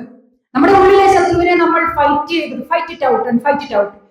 യുദ്ധം ചെയ്ത് ജയിക്കുക. നമ്മൾ ജയിക്കണം. നമ്മുടെ ഉള്ളിലുള്ള നമ്മുടെ ശത്രു ജയിക്കാതിരിക്കാൻ വേണ്ടി ശ്രമിക്കണം. അതോടൊപ്പം തന്നെ നമ്മുടെ പുറത്തുള്ള നമ്മുടെ ശത്രു അത് നമ്മുടെ നാടിന്റെ ശത്രു കൂടിയാണ് എന്ന് കരുതിക്കൊണ്ട് അതിനെയും ഒരേ സമയം ഫൈറ്റ് ചെയ്യാൻ ഉള്ള ഒരു സന്നദ്ധത തീർച്ചയായും ഇവിടെ വന്നിരിക്കുന്ന ഓരോരുത്തർക്കും ആ മനസ്സുള്ളവരാണ് എന്നുള്ളത് കൊണ്ടാണ് എന്ന് ഞാൻ മനസ്സിലാക്കുന്നു. നമ്മുടെ ഭരണഘടന സംരക്ഷിക്കേണ്ടത് അംബേദ്കറിന്റെ വലിയ വിശാലമായ സ്വപ്നം, ഗാന്ധിയുടെ ത്യാഗം, ആയിരക്കണക്കിന് ലക്ഷക്കണക്കിന് വരുന്ന തൊഴിലാളികളുടെ ജീവത്യാഗം, നമ്മുടെ സ്വാതന്ത്ര്യ സമര സേനാനികളുടെ ജീവത്യാഗം, ഇന്നും മരിച്ചു ജീവിച്ചുകൊണ്ടിരിക്കുന്ന 10,000-കണക്കിന് വരുന്ന കൃഷിക്കാരുടെ, ഇന്ത്യയിലെ പൊരുതുന്ന കൃഷിക്കാരുടെ, പട്ടിണി കിടക്കുന്ന കൃഷിക്കാരുടെ അവരുടെ ജീവത്യാഗത്തിന്റെയും സമരത്തിന്റെയും സ്മരണ, നമ്മളെ നമ്മളാക്കുന്ന, നമ്മളെ നിലനിർത്തുന്ന ഓരോ മനുഷ്യരും, നമുക്ക് വേണ്ടി പോരാടുന്നവരുടെ, നമ്മൾ കണ്ട കർഷക സമരം, നമുക്കില്ലാത്ത ധൈര്യം പട്ടിണിക്കാരായ കർഷകർക്ക്, അവരാണ് ഇന്ത്യയുടെ മുഖം. ലോകത്ത് ഇന്ത്യയിൽ സമരം ചെയ്യുന്നത് ആരാണെന്ന് ചോദിച്ചാൽ അത് കൃഷിക്കാരാണ് എന്ന് പറയും, കർഷകരാണ് എന്ന് പറയും. കാരണം എനിക്ക് തോന്നുന്നു സ്വാതന്ത്ര്യ സമരത്തിന് ശേഷം ഒരുപക്ഷെ ഡൽഹിയിൽ കണ്ട ഏറ്റവും വലിയ സമരം കൃഷിക്കാരുടെ സമരമാണ്. അവിടെ ഈ പറഞ്ഞ ഏതെങ്കിലും പാർട്ടികളുടെ ഒരു ജാഥയോ യോഗമോ പോലും 10-20 വർഷം ഡൽഹിയിൽ ജീവിച്ച ഞാൻ കണ്ടിട്ടില്ല. ചെറിയ നാടകങ്ങളൊക്കെ ഉണ്ടാവാറുണ്ട്. അതിനപ്പുറത്തേക്ക് രാഷ്ട്രീയ പാർട്ടികളുടെ പൊതുയോഗങ്ങളോ സംഘടനകളുടെ മീറ്റിങ്ങുകളോ ജാഥകളോ പ്രകടനങ്ങളോ ഒന്നും ഡൽഹി പോലെയുള്ള ഒരു നഗരത്തിൽ പതിവുള്ള കാര്യമല്ല. അവിടെയാണ് സപ്തകാശ്മി മരിച്ചപ്പോൾ വലിയ ഒരു ജാഥ നടന്നതിനെ BBC അടക്കമുള്ള ചാനലുകൾ, പത്രങ്ങൾ ഇന്ത്യ കണ്ട ഏറ്റവും വലിയ ആദരണീയനായ കലാപ്രവർത്തകൻ അദ്ദേഹത്തിന് കൊടുത്ത ട്രിബ്യൂട്ട് എന്ന് രേഖപ്പെടുത്തിയിട്ടുണ്ട്. കാരണം ഡൽഹിയിൽ അത് പതിവില്ലാത്തത് കൊണ്ടാണ്. അവിടെയാണ് സ്ത്രീകളും കുട്ടികളും അടങ്ങുന്ന ലക്ഷക്കണക്കിന് വരുന്ന കൃഷിക്കാർ ഡൽഹിയെ ഇളക്കി മറിച്ചുകൊണ്ട് നടത്തിയ ആ സമരം. അതാണ് ഇന്ന് ലോകത്തിന്റെ മുമ്പിൽ നമുക്കുള്ള ഏറ്റവും വലിയ ഐഡന്റിറ്റി. നമ്മുടെ ഭരണഘടനയും നമ്മുടെ ഐഡന്റിറ്റിയും നമ്മുടെ പൗരത്വവും സംരക്ഷിക്കുവാൻ വേണ്ടിയാണ് കൃഷിക്കാർ രംഗത്തിറങ്ങിയത്. അവരുടെ അടക്കമുള്ള 10,000-കണക്കിന് ലക്ഷക്കണക്കിന് മനുഷ്യരുടെ സമരത്തെയും അവരുടെ വീര്യത്തെയും തിരികൊളുത്തി അത് അണയാതെ വെക്കാനുള്ള ബാധ്യത നമ്മുടേതാണ്. ഒരു സമരവും പാടില്ല എന്നവരെ ബോധ്യപ്പെടുത്താൻ ഈ പറയുന്ന എഡിറ്റിങ്ങിന് കാത്തു നിൽക്കുന്നവരെ, നമ്മളെ എഡിറ്റ് ചെയ്യാനും നമ്മുടെ രാജ്യത്തെ എഡിറ്റ് ചെയ്യാനും കാത്തു നിൽക്കുന്നവർക്കെതിരെ ജാഗരൂകരാകണം നിങ്ങൾ ഓരോരുത്തരും എന്ന് അഭ്യർത്ഥിച്ചുകൊണ്ട് ഞാൻ എൻ്റെ വാക്കുകൾ അവസാനിപ്പിക്കുന്നു. എല്ലാവർക്കും അഭിവാദ്യം.